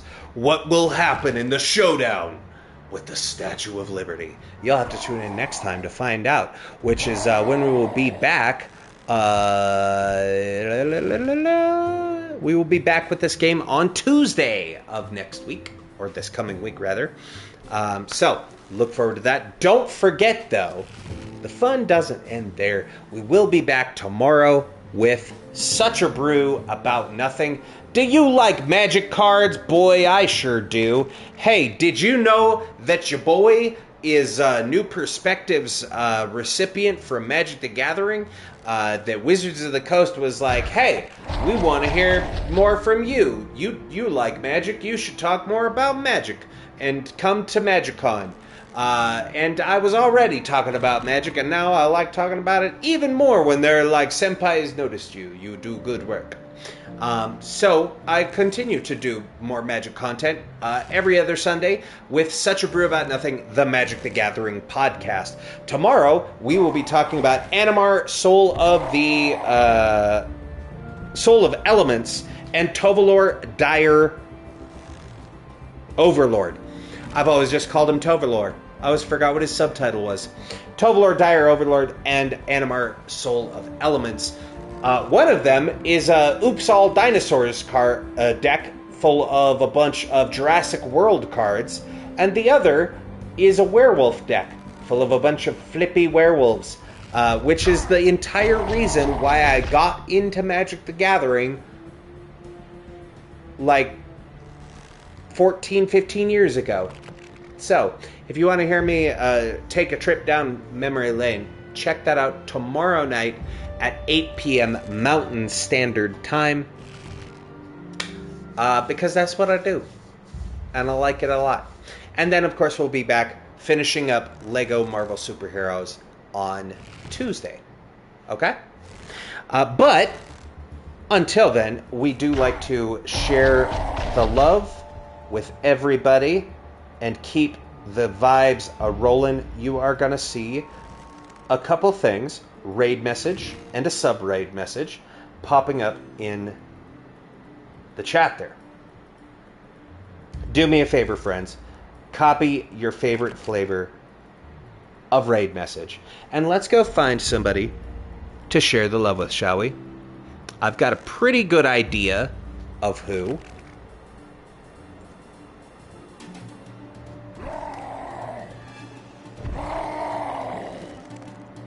Yep. That's who we're going to go for.